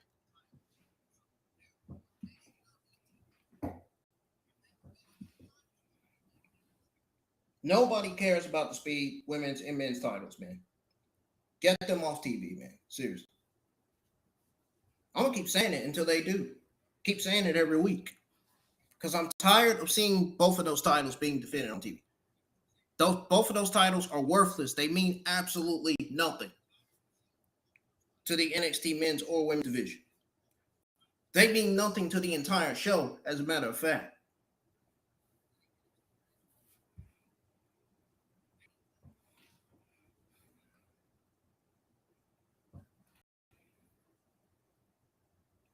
King retains by pinfall. Dude, both King and Rensselaer's defenses have been awful, dude. Both of their title reigns have been awful and waste of time. That's another reason why I say those titles need to be off TV. But the main reason why is because they're not NXT titles and they're not important. Nobody cares about them. Nobody cares. Nobody. I guarantee you can ask somebody in the internet wrestling community on Twitter, do you care about the men's and women's speed titles? You know what the answer is going to be? Hell no.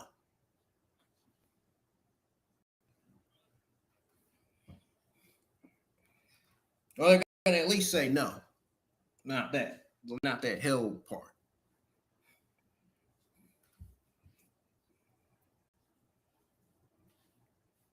So then we got Birthright trying to jump Price after, and Enigma makes the save with the chair. Now, I do respect that they protected Price in defeat. I do respect that. But those speed titles got to go. I don't know why we still got those on TV. If WWE can't get those speed titles off TV, It's going to continue to be a problem, and the IWC is going to continue to complain, which they have a right to, just like I have a right to. Just like wrestling podcasters and the wrestling YouTube content creators have a right to complain when they see something wrong, when they see something that's terrible, that shouldn't be on TV, when they see something that's worthless and don't make sense creatively and booking wise.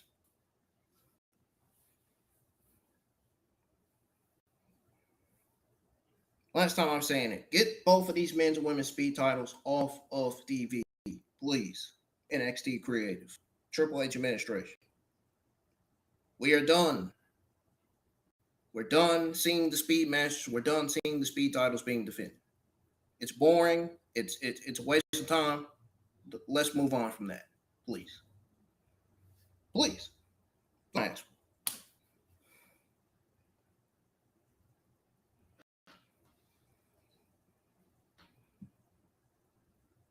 Tired of it. So when we got an in-ring, Grayson Waller, the Aussie icon, cut that loud promo on Zilla for 2. Tony D'Angelo and Cruz Montana come out jaw-jacking with him. Robert Stone comes out and books triple threat for Heatwave and says he'll deal with Fontu himself. So at this point, Heatwave main event looked stacked.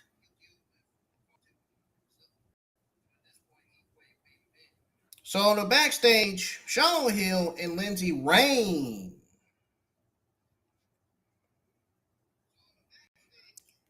We got Charlotte Hill and Lindsay Reign backstage. Hill tells her he would have helped her last week if he could. She tells him, don't worry. They talk about EK Prosper getting that AA shot. Lizzie calls Kylie Armstrong rude. Miles Bourne interrupts and goes to Stone to say Hill versus Drake has nothing in it for Hill. So he puts a carrot on it. If Hill beats Drake, he gets a title shot. Now suddenly Hill has real stakes. And after break, we got Candle Carver in Robert Stone's office literally making Stone coffee and threatening him to drink it. Cam Hendricks walks in saying since he beat Mason Rook, he should be top of the list. Carver yells at him and storms out. I'm not going to lie. Carver is doing great with his gimmick, man. He's doing great with his character. He's not bad in the ring. But I'm going to be honest with you. This was very mid. And it keeps Carver looking unhinged. Which is a good thing. Keeping Carver look unhinged, looking dangerous. And calm, you know what I mean? But this whole thing with Cam and Mason Rook, that shit was mid. Not saying Kendall Carver is, but I'm saying that whole thing with Cam and Mason.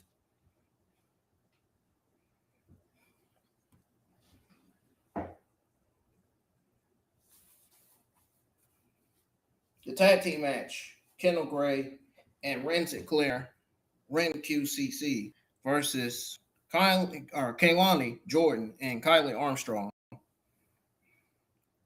This was women's tag action that delivered.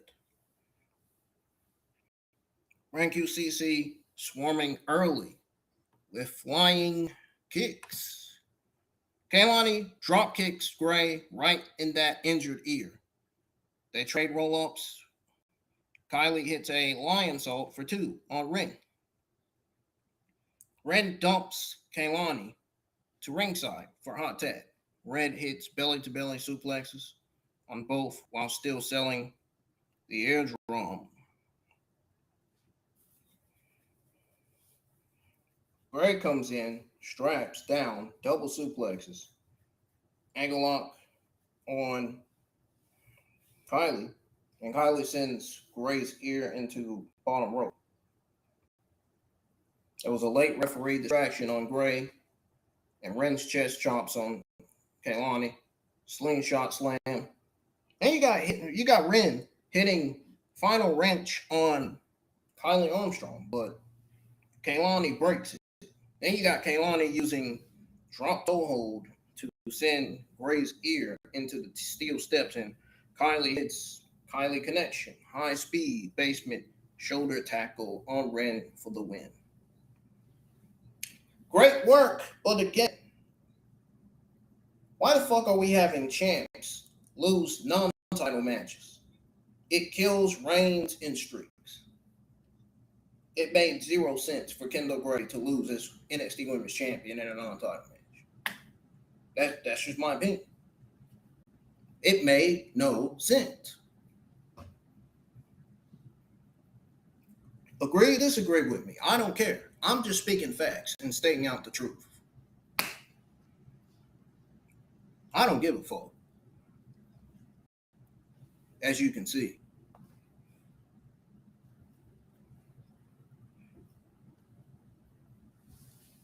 Shaquan Childers and Dion Lennox split screen promo announces weaponized steel cage next week. That's going to be brutal. And I need it.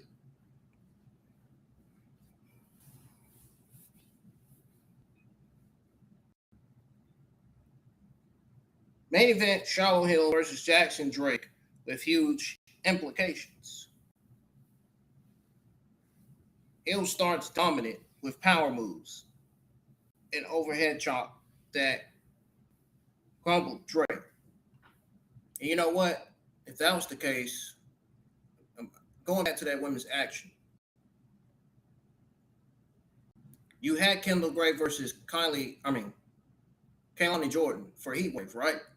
So why didn't NXT have Kaylani Jordan pin Kendall Gray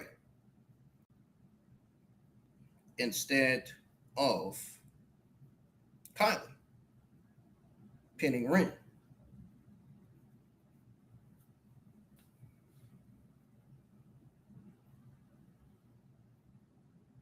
Didn't understand that.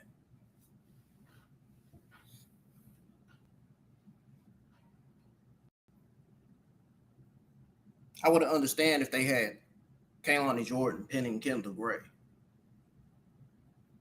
But having Kylie pinning Ren? But still, champions should not be losing, especially when they just begun their reign as champions. Especially when they just started. Especially when they just became champions. And y'all know what I mean.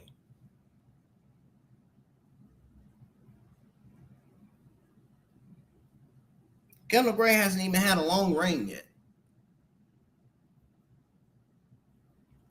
No reason why Kendall Gray should drop the title at Heatwave. I think the Raw and SmackDown women's rosters have enough women, but they just need a shake-up. Some women from SmackDown need to be sent to Raw because they're not being booked correctly. They're being poorly booked and used like shit. Talking about Julia, Jordan Grace, Jordan Grace being kept in Titus Curry with no plans. Might as well send Julia and Jordan Grace to Raw. Then you can have Lola Vice debut on SmackDown. Be the newest member of the SmackDown Women's Division. Makes sense to me.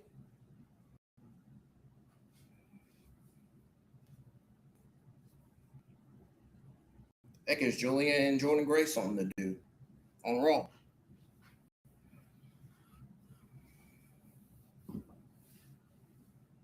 That's a change I need to see. Julia and Jordan Grace getting sent to Monday Night Raw, as well as Blake Monroe. That's something that needs to happen.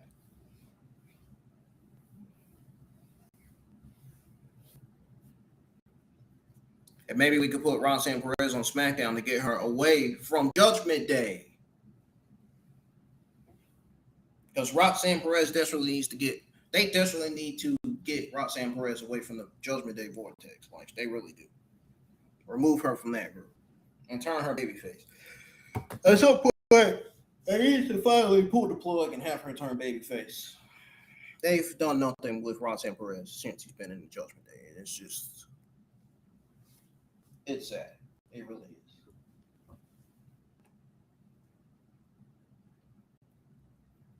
Talk about how women's being poorly booked and deserve better and not being,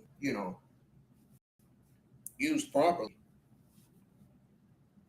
Not being given the proper gimmicks that'll get them over, movesets, everything. Everything. Not giving them stories to invest in.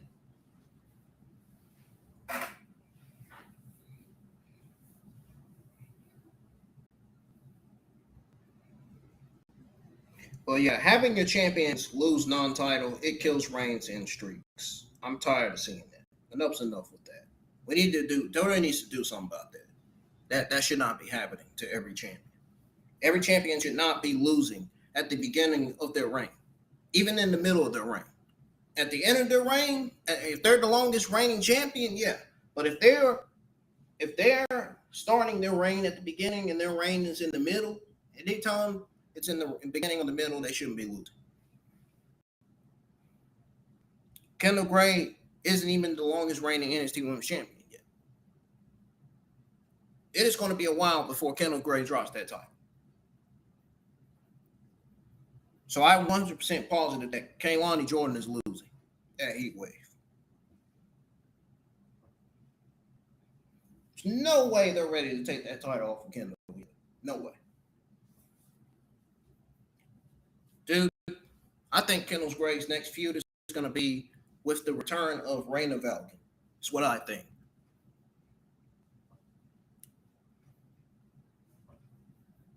You see how Kaylani Jordan left from beating Tatum Paxley, and then all of a sudden, Reina Valken makes her debut and just damages the shit out of Tatum Paxley. She had a dominant debut.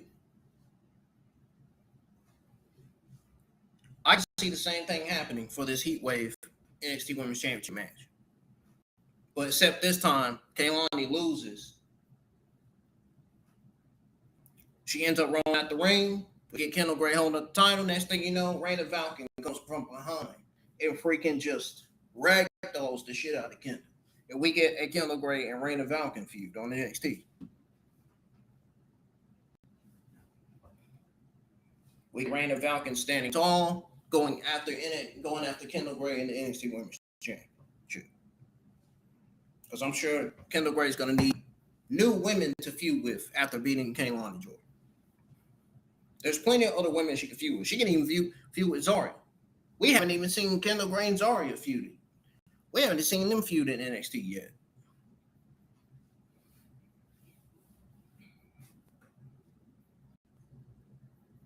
I'd love to see Kendall Gray and Zarya feuding. I'd love to see that feud, that story. Shit. And maybe we could turn Lizzie Rain heel or have Lindsay Rain as a heel feuding with Kendall Gray as babyface. There's other women that Kendall Gray can defend that women's title against.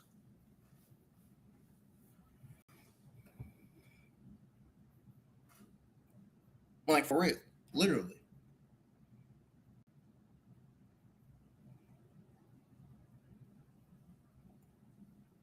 I'm not ready for Kendall Gray to drop that title yet. I'm just not.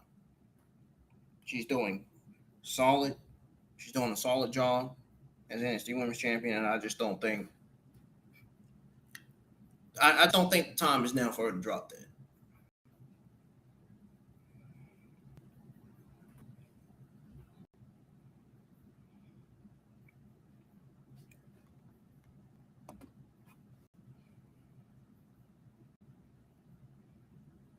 Kendall Gray deserves a longer reign as NXT Women's Champion. As hard as she worked, as hard as she put that NXT Women's division on the map, as hard as she carried that women's division.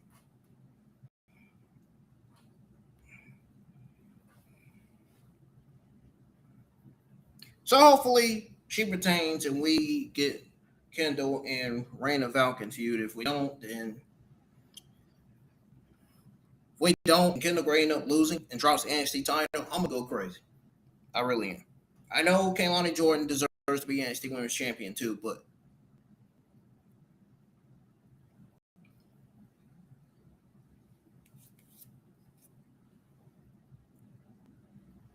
just not yet.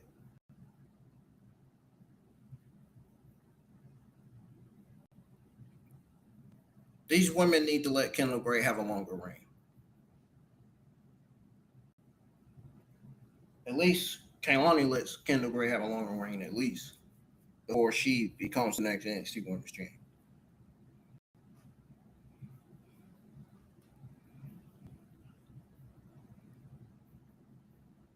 That's what I want. I'm sure that's what the Kendall Gray fans want on Twitter X. I have a follower. I have a Twitter account who's one of my followers that's a Kendall Gray fan. He is obsessed with Kendall Gray, a Kendall Gray fan. I'm sure he wouldn't want her to lose either.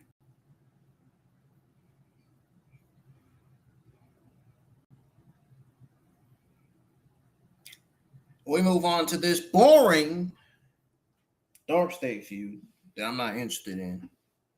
And you already know why.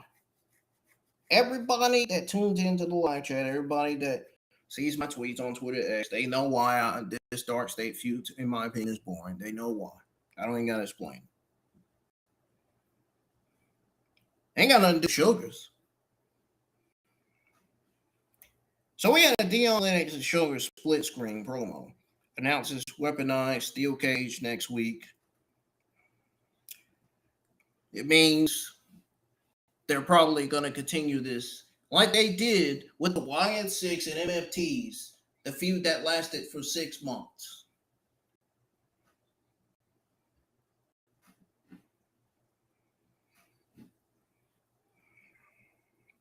The more they continue this feud, the more boring it gets, the more uninteresting it gets to some people that watch NXT. That's all I'm saying.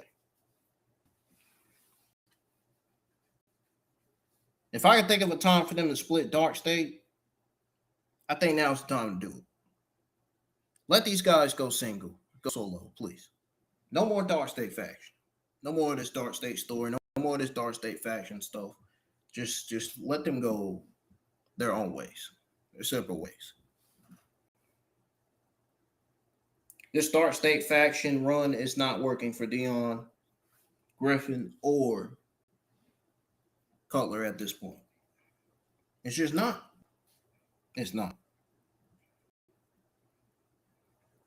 Even without shows, it ain't working.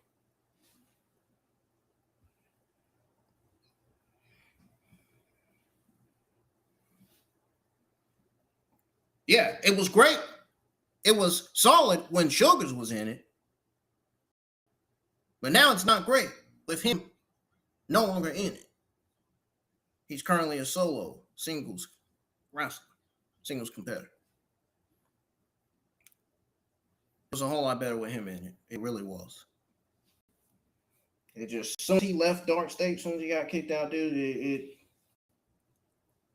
the hype of him, the hype and everything about it, it just went down. It just went down the drain. As soon as he left, people stopped caring about Dark State, man. For real, not even joking.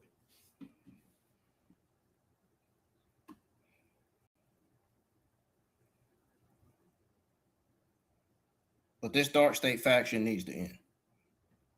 And I'm hoping it ends next week. And if it doesn't end next week, then it needs to end before 2027 gets here. Because we do not want to see Dark State debuting on the main roster. You already know what the administration and creators are going to think of Dark State when they see Dark State on the main roster and performing. And seeing them cutting promos and backstage vignettes and stuff.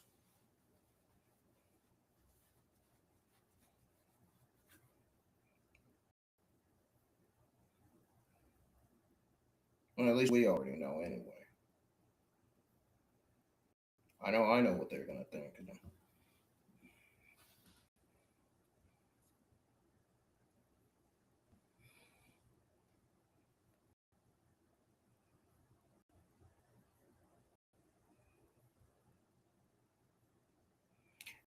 Question is the Outlanders versus Sugars going to be brutal? Well, we'll see when next week's NXT gets here. Not going to say whether it is or not. Because I simply don't care about this feud. It's not a waste of time. It's just boring. There's just nothing interesting coming out of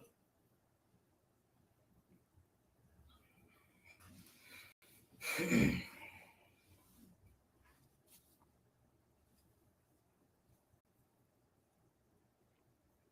We got Charlotte Hill versus Jackson Drake with huge implications. Hill starts with power moves and overhead chop that grumbled Drake. Baylor gives cheap shot and then Smokes and Baylor put boots to heel when Drake distracts the referee. Drake clothesline for 2 and then a knee plus near fall. Lethal injection attempt. Heel reverses with that crazy pendulum lariat turning Drake inside out. Inverted landing 450 near fall. Pop-up punch. Lockwood on the apron distraction. Smokes tries to punch heel, but the referee grabs his arms. And heel hits flip dive on Vanity Project while they protest. Ejection. Flying shoulder tackle back inside. And then Drake punches heel on the top rope. Heel knocks Drake off, but falls on the referee. This was a referee bump. And then Raku appears out of nowhere under the ring, spits red poison mist in Heel's face. Did it like nobody didn't see him do it. We're not stupid, Raku. We saw what you did. Come on. Come on, man. Yosh! We saw you, man.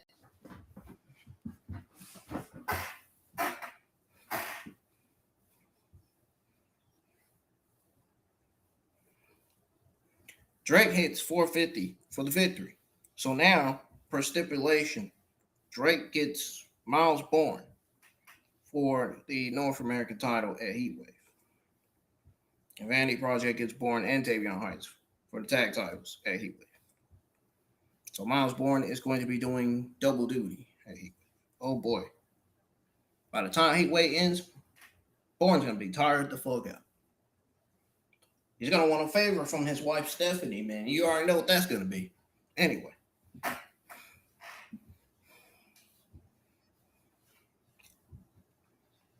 That mist also perfectly sets up Heel's next feud with Naranku, which is actually fire booking. Surprisingly, I was surprised that this was fire booking. I mean, it was unexpected. Kind of surprised me.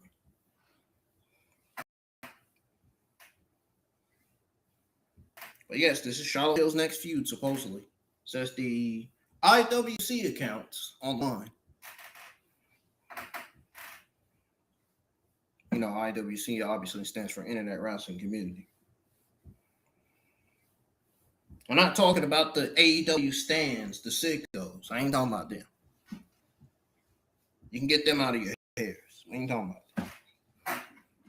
Backstage, Zarya talking to Robert Stone about title unification.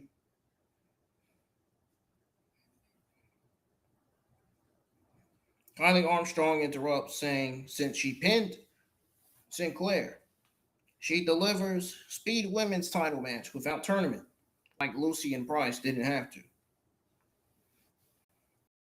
Zarya talks tough, saying after Heatwave, there won't be a Speed title because she's staying Women's North American champ.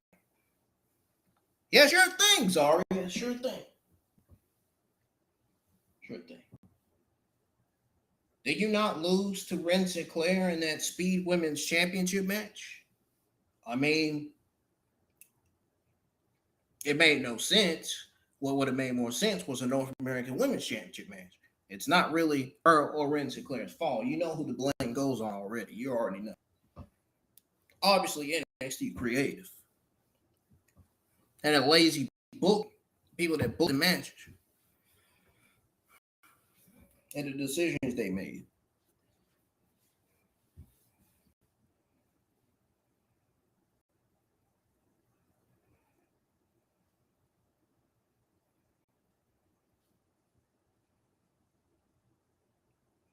So Kylie Armstrong versus Arya Sweet, and if Kylie wins unification, becomes triple threat at Heatwave. So we got the main event segment. I'm not going to say that I like the logic, but it's just there. The main event segment, Zilla Fatu signs his NXT contract to close.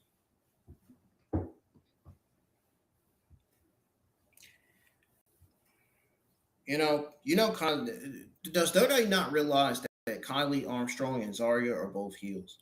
I don't know why you would want to book a heel versus a heel. We know a babyface versus babyface and a heel versus a heel makes zero sense. That match is going to make zero sense heel versus heel wise, but they got this thing where they book two powerhouses. Oh yeah, two powerhouses are going to dominate, man. It's going to hit the crowd on their feet. Woohoo!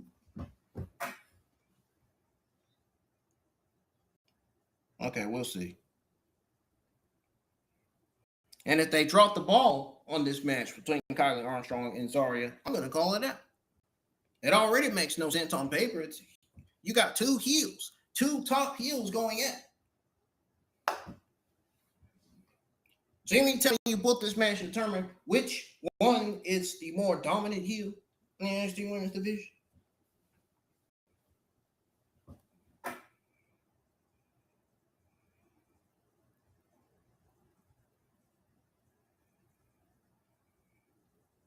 So we got the main event segment.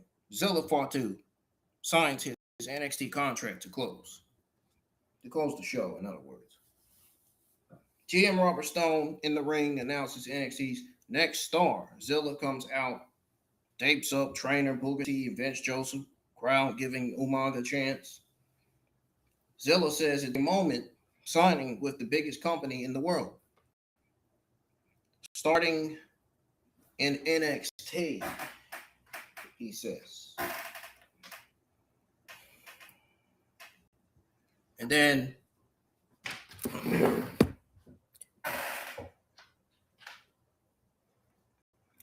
he says he never thought he be here, but he is now. That's what he said.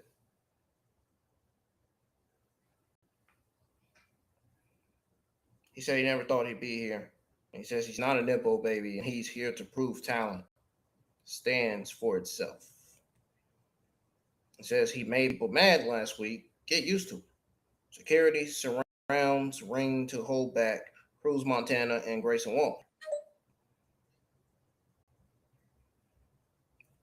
So yeah, they hold back Cruz, Montana, Grayson Waller. Stone announces Zilla's signs. They announced Zilla's contract. In other words, was what I'm saying. It includes debut being NXT title match. Zilla signs and says Heat Wave match now. Fatal 4-way. Graphic confirms Tony D'Angelo versus Zilla Fatu versus Grayson Waller versus Cruz Montana.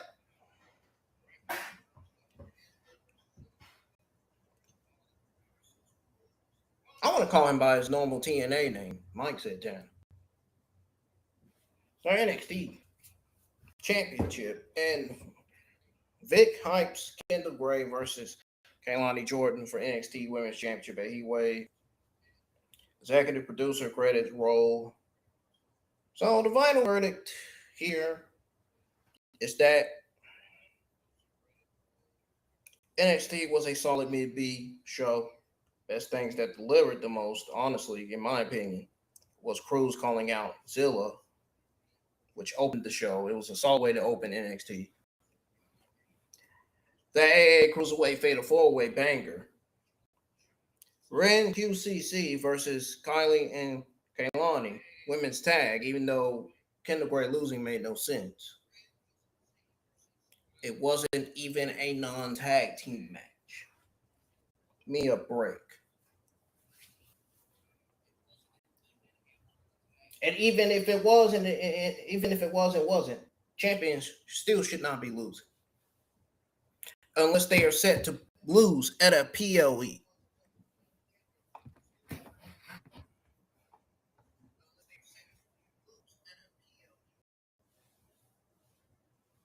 I think champions should always win in a non-title match before a PLE. I don't think champions should never lose in a non-title match. It just doesn't make sense to me.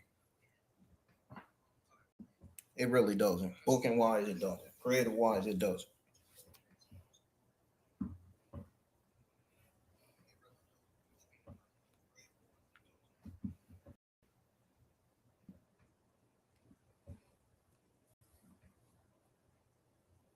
Drake versus Hill main event, even with overbooking backstage. Kylie Zarya Stone segment. Zilla Fontu contract signing, closing the show, which was a very, very solid way to close the show. As a star, of course. Everything else was very mid, not awful, just filler. Overall, not a great show, not good, not terrible either. Just a solid mid B built to Heat Wave. And next week is technically the Heat Wave go home show. So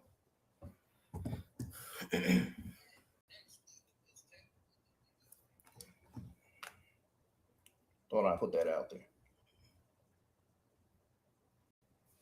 Now, we move on. Tomorrow we're all thoughts and the good and the bad on Roman Reigns' current internal WWE status.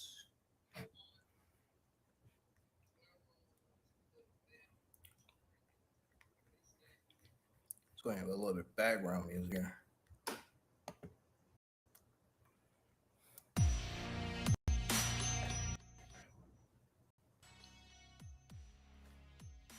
So, reports came out from WrestleVotes Radio on Fight Select and No DQ and Dave Meltzer clearing it up. There is no internal concern within WWE or TKO about Roman Reigns' status. He's not leaving. He's not mad about pay cuts. His spot is secured. TKO knows you don't let Roman walk. The reason he got pulled from June Raw ads is not drama. Oh, really? That's what they say anyway. It's because he's not scheduled for Night of Champions in Saudi on June the 27th in Radio. So what is really going on here? What is really going on here, man? So they already said, why build TV around him for a POE he's not on? If he retains versus Jacob Fontu at Backlash in Tampa, then it's it. It's just all film TV. Remember, he promised after beating CM Punk at WrestleMania 2 to become 7-time World Heavyweight Champion. That part-time was over, and we see him all summer. So June off feels weird, but he is advertised for Clash in Italy and beyond. It remains a major part of creative plans. So to everybody that may be listening, to everybody in the internet wrestling community on Twitter X, all my YouTube subscribers, Twitter followers on both my Twitter accounts. Both my Twitter accounts at the Villain IWN and IWN YT Streamer Listen. Listen, y'all, this is the good and the bad coming out of this. The good, and this is short, the good is WWE actually protecting Roman Reigns. They didn't panic. TKO claims that he's untouchable, which he is. I mean, he's not. I mean, they're not wrong. I don't like what TKO does, but they're not wrong, though. This shows he's still the guy at 40, going on 41. 7 world titles, now only behind Lesnar or Orton Lesnar, Punk, active in his heel turn in 2020. You know, I was 21 that year when he turned heel. But it's still paying off. The communication is trash. That's the bad. The other bad is the fans saw him pulled and instantly thought TKO, pay cut drama, or contract expiring, which PW Insider said is false. And I was serious when I said the communication is trash. When I say it was trash, it was awful. Awful. I've seen all of it. I've heard about all of it, man. It sounded awful.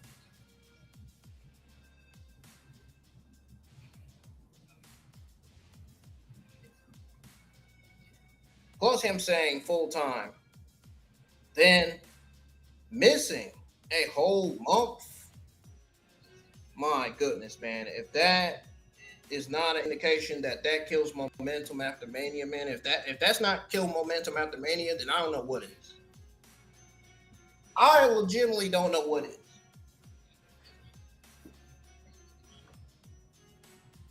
If he loses at Backlash, that changes the whole story. Overall, there needs to just be transparent. Sometimes it's kind of hard for this company to be transparent. Some of the booking can be good. Other times, the booking can be mid or even worse, trash. Terrible. And they're creative as well. That's right.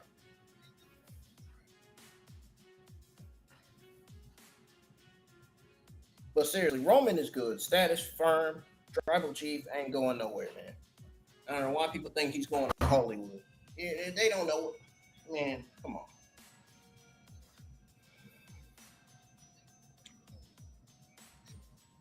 They don't know what he's going to do. It might not even be Hollywood. He may be focused on taking care of his wife and his kids. It could be the opposite. We won't know until his retirement happens. Roman Reigns is retiring at some point. It ain't going to be now, though.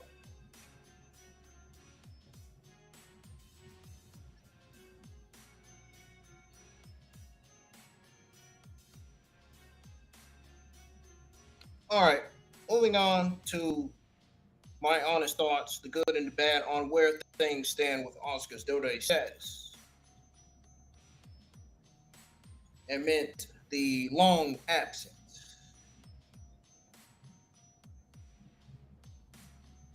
You know, the long hiatus that she's currently in, that she's currently taking from the company.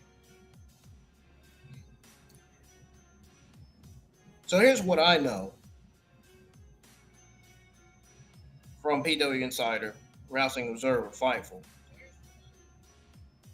from reading the articles about Asuka. So Asuka herself on Kana Chan TV, YouTube, Asuka is still under WWE contract.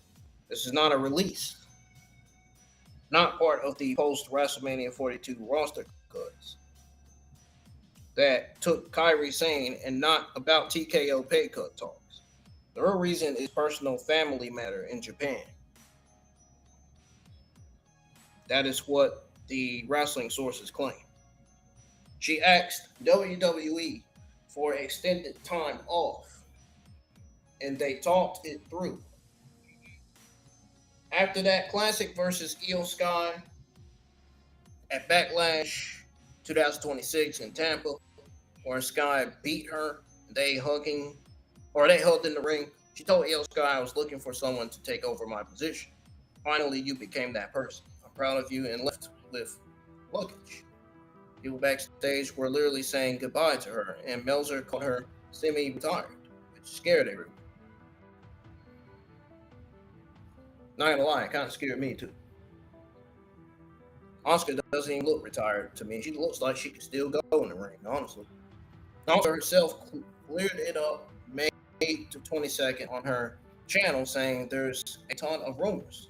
Are we ever seeing Asuka wrestle again? Is she going back to Japan? Is she leaving WWE? I mean, Truth is personal matter. But let's be clear, folks. She said she can still go.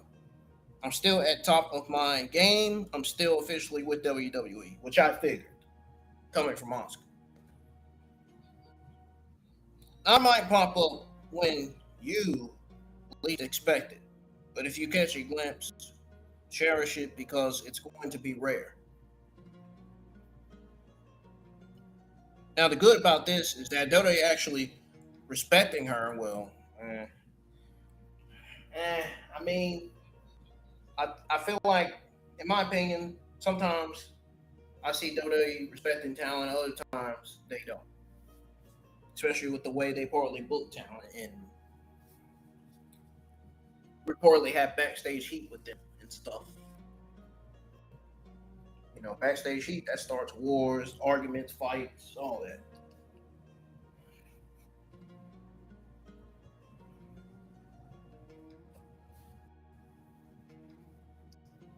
So yeah, WWE actually respected her, letting her go home for family. I think that's the only respect they got for her, honestly. If you ask me. They're not forcing her out. And she's 10 plus years in WWE since 2015. Four-time main roster women's champ, NXT champ, five-time tag champ, Royal Rumble 2018 winner, Money in the Bank 2020, one of the greatest to ever do it. One of the greatest Japanese women's wrestlers ever. One of the greatest Japanese women's wrestlers on the freaking planet, man. In the entire pro wrestling industry. One of the greatest in the world. She proved at Backlash she's still the GOAT. Just like Stephanie proved. Just like Stephanie proved that she's the GOAT when she became the World Women's Champion. When she beat Liv to become the World Women's Champion anyway. And then Liv ended up getting it back. I'll be so glad when Stephanie beats Liv again to become the two-time women's champion. Liv's title reign is terrible, dude. They need to get that title off her quick.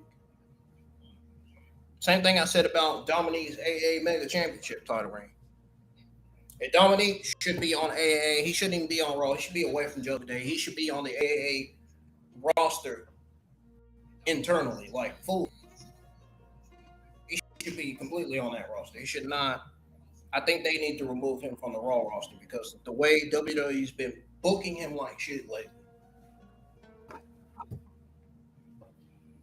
I think if they have him, I think if they turn Dominique babyface, he would be a fighting champion, a fighting Mega AA champion.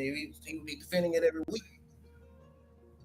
I don't think Dominique no longer wants to be a heel. I just don't. I feel like he's ready to be a babyface.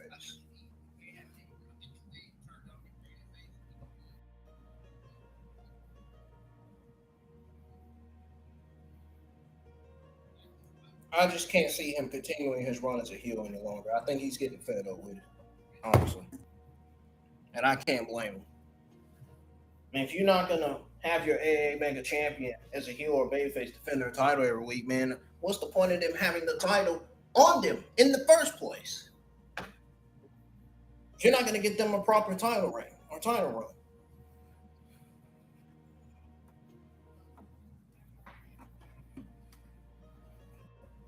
WWE has a way of doing things that make sense and a way of things that don't make sense.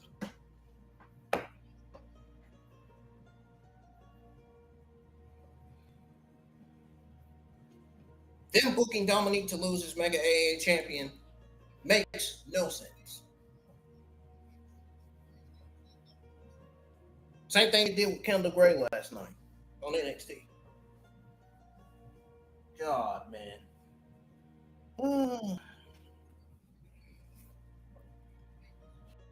So, anyways, back to Asuka. Her saying rare surprise appearances keeps the door open and protects legacy, not a sad retirement tour.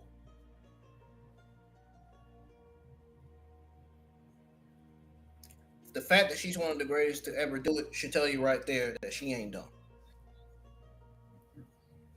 That should tell you that Asuka is coming back soon. Coming back better than ever. Coming back with her mind cleared, ready to focus on wrestling. This time. And when she comes back, this may be the last time she ever wrestled in WWE. This may be the last time. So the Asuka fans and everybody that's fans of Asuka must be prepared for that. When that time comes. Now here's the bad about the Asuka status here. It made her, hiatus. It hurts the women's division bad for her being gone, for her not being back on TV. She was just back after a year out injured.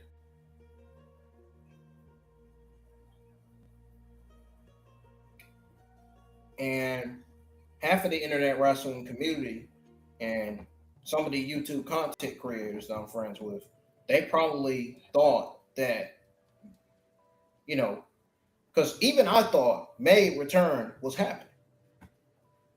Then Kyrie ruined the Damage Control story they had planned with her and Io. And now we lost the Empress again, right when the division needs veterans. Right when the division needed star power and stories and high stakes and all that and everything else. Also, WWE's communication, again, was terrible. Letting semi-retired word float without correcting it made fans think she retired for good.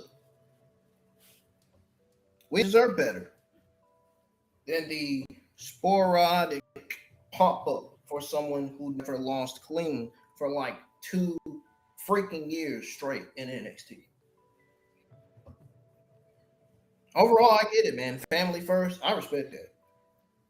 But WWE needs to honor her properly because it looks to me like they honored her incorrectly. It looks to be like they honored her badly. In a way that makes Asuka upset and disappointed with the company. What does it look like to me? Not just let her fade. Hopefully she gets that real farewell when she's ready. Man, that's gonna be sad, man. It's gonna be good and it's gonna be sad at the same time.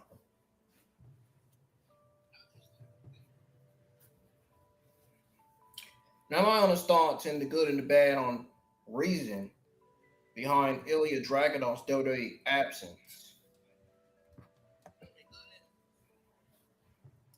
So, Ilya Dragunov, former NXT champion, former NXT UK champion, former United States champion, of course. Ilya Dragunov has not been on TV since SmackDown, before WrestleMania 42, where he was just thrown in the Andre the Giant Memorial Battle Royal, won by Royce Keys. Last real story was he returned last October after that torn ACL he suffered versus Gunther at House Show in Columbus, Georgia in September 2024. That kept him out 6 to 9 months. He beat Sami Zayn in U.S. Open Challenge to become champ, then lost it a couple months later to Carmelo Hayes, December 26th of SmackDown. And since April 2026, he was gone. Reports from Brian Alvarez, and I think this was last week. This report was from him last week. And he says he's expected back sooner than later. The reason for absence remains unclear and quiet.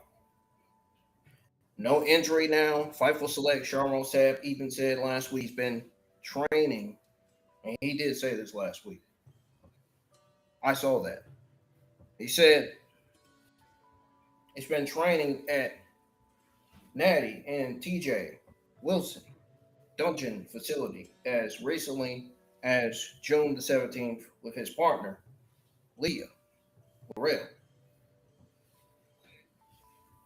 formerly Gentala. You know, she was Gentala in Evolve. So he's cleared, not hurt, just not used. One rumor on X said he rejected contract extension, so WWE pulled him. But C-Scope's rumor killer said that's false with no evidence. So the good here is that Ilya is healthy, training, grinding in the dungeon, staying ready. WWE officials historically think highly of him. NXT talents say he elevates everyone, he wrestles and needs very little direction. His intensity is unmatched, and Alvarez saying sooner than later means they haven't forgot him. Maybe post backlash plans. Now, here's bad. This is where I get serious. When it comes to Ilya Dragunov's TV absence, it is the definition of a WWE fumble. Because you have a guy who tore his ACL coming back from Gunther War. Yes, I said Gunther War. You gave him U.S. title, then take it off quick, then waste him in an Andre Battle Royal and vanish him for months with no explanation whatsoever. No vignettes, no angle, no injury angles, just quiet. For a former champ who carried NXT UK 300 plus days and NXT 200 plus days.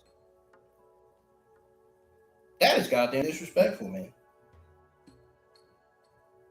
Fans start making up contract rejection stories because WWE goes silent. He's 32 in his prime, and you're letting him sit at home training while mid-card needs exactly his style. Woo! All I gotta say about that.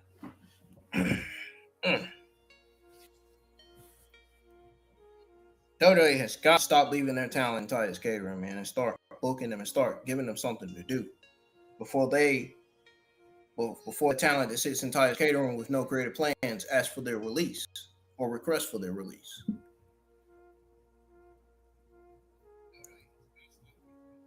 Overall, I think WWE needs to bring Mad Dragon back ASAP with real story, not another open challenge. SmackDown creative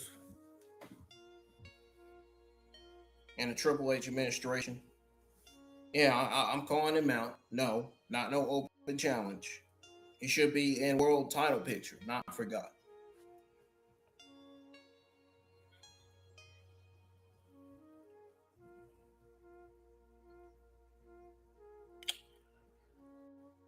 Well, folks, that's gonna do it for my honest thoughts, the good and the bad, on Roman Reigns' WWE status, current internal WWE status, Asuka's WWE status amid lengthy absence, and Ilya Dragunov's WWE TV apps. Timestamps be in the description. Don't forget to hit that thumbs up, subscribe to the channel if y'all are new, and share the stream, man. You can even share the stream today and let everybody know if they missed my NXT watch party and results. Go check it out or listen to it.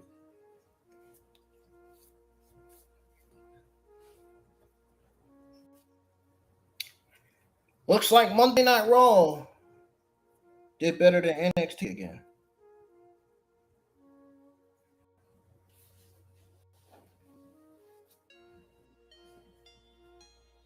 Even though both shows, well, Monday Night Raw was a good show. It was an A show. It was one of the best run Monday Night Raws in recent memory. Meanwhile, NXT, they did good too. It was a solid mid B show. They had mostly good stuff on there. There was only a little bit of bad stuff. There was only a little bit of bad coming out of it. And I already went over that. Timestamps will be in the description. So y'all ain't got nothing to worry about. I gotta start putting in timestamps in the description for my Raw watch party plus results. Because I didn't even get to that yesterday. I said I was gonna do it, but I ain't got to it. It takes time to do that stuff. Even JD from NY said the same thing on his podcast. It takes time to put timestamps in there. It really does. No shit. As a YouTube content creator, it does take time. It even takes me time to put in timestamps in the description. He's not wrong.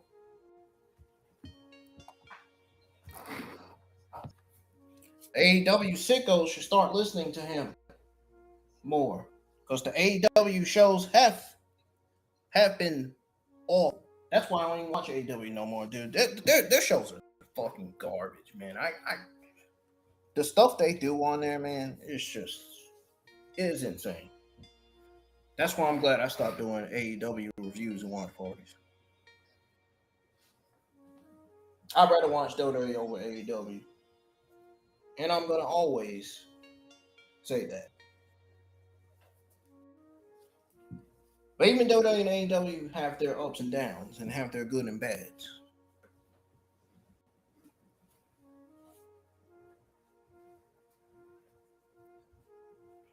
but yeah, it does take time to put timestamps in the description.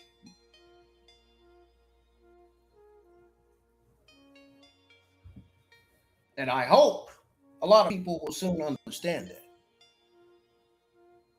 He's not the only one that said it. I'm not the only one that said it. It's other YouTube content creators and podcasters like JD that said the same thing. Literally. It is.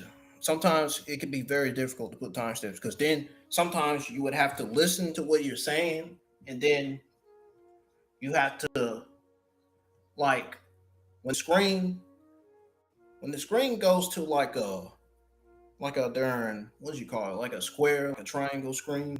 No, it goes to a square, a rectangle screen. When it goes to a rectangle screen and you're trying to put the timestamp in the description, you have to memorize it and you have to put the timestamp. You have to actually type it in and put the timestamp on there. I do that on my phone.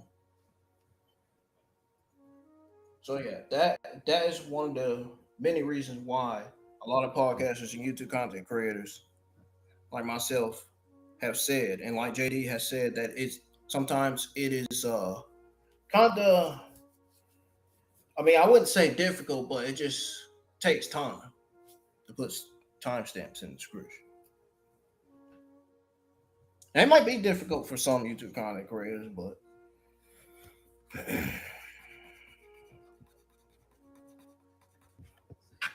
but there is an option where you can actually clip. There's an option where you can actually clip and put. You can actually copy and paste or clip and put the timestamp number in the description. There's a few ways you can do it. You just gotta not put the wrong one in there and put the right one on there.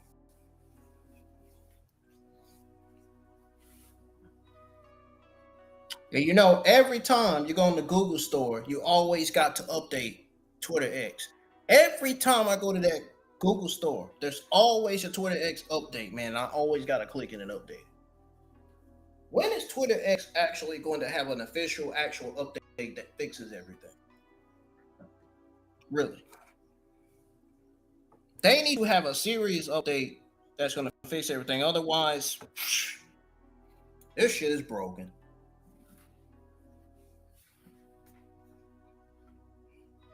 Their app is broken. And then you see the mysterious accounts all getting banned and suspended by Twitter X, which is strange. And they're still banning accounts on Twitter X and suspending them. That's just like My backup account I got back months ago. I post tweets, and come to find out, I'm barely getting high views on there. I'm getting more high views on my main account than I am on my backup account on Twitter X.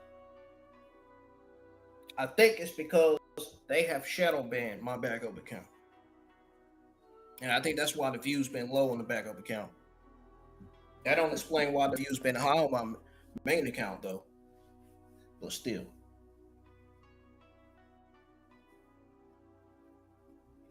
And it took me what?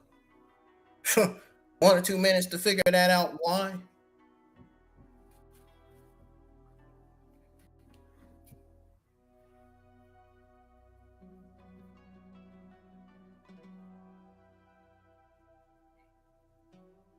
So might as well go over the rest of the schedule before I dip out of here for real this time. Pokemon Horizons Watch Party results will be live Thursday night for Pokemon Horizon Season 3. And yes, it is Rising Hope Season 3. I know to some of y'all it sounds boring, right? The Rising Hope season title sounds boring. It don't sound boring to me.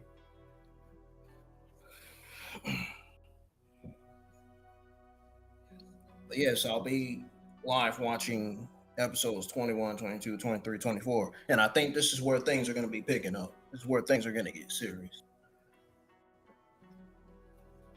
Don't forget, I watched Pokemon since childhood, so. And wrestling as well, of course. And even Dragon Ball Z and Naruto.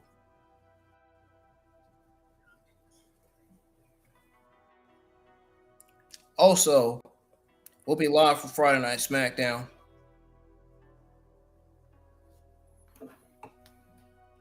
We got a very, very solid Friday Night SmackDown last week. And what I thought was a solid SmackDown show. Usually, SmackDown shows are terrible some weeks, not every week.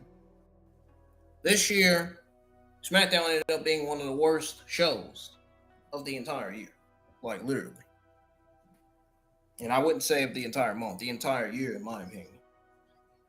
But now they done picked it up since Kevin Owens has come back and since CM Punk is the face of SmackDown now. Since you got two major stories that's got us hooked and interested, the Orton Cody feud and the CM Punk and Kevin Owens feud. Yes, those feuds are carrying SmackDown. They really are. No shit. Two of the best things going for the SmackDown men's division right now. Imagine how even better the main event scene is going to be when Drew comes back. Either Drew is going to SmackDown or he's going to Raw. The main event scene is looking better than ever now, and it continues to.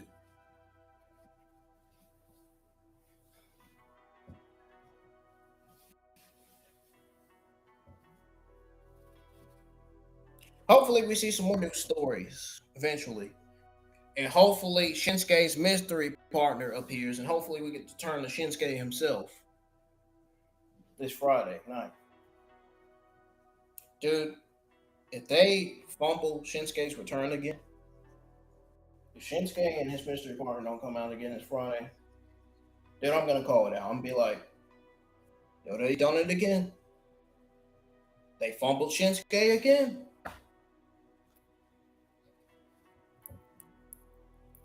And yet, some people in the community thought that Shinsuke wasn't going to be fumbled, and WWE was gonna care about Shinsuke and his talent and what he brings to the table.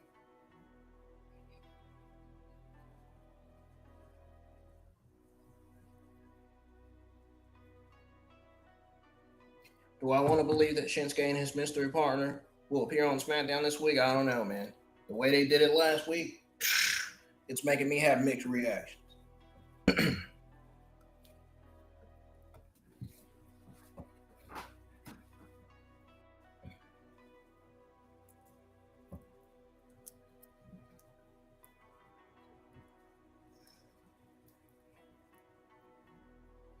Anyways, folks, Night off Wednesday. Not streaming anything today. Tomorrow I'll be live for Pokemon Horizon, so I will see y'all then. So to all the old Pokemon fans, I hope y'all tune in. It's gonna be another solid commentating, live reacting Pokemon Horizons watch party. Heck, I might just start with watch party plus live reactions. Make it even better. I'm out here, folks. Good night.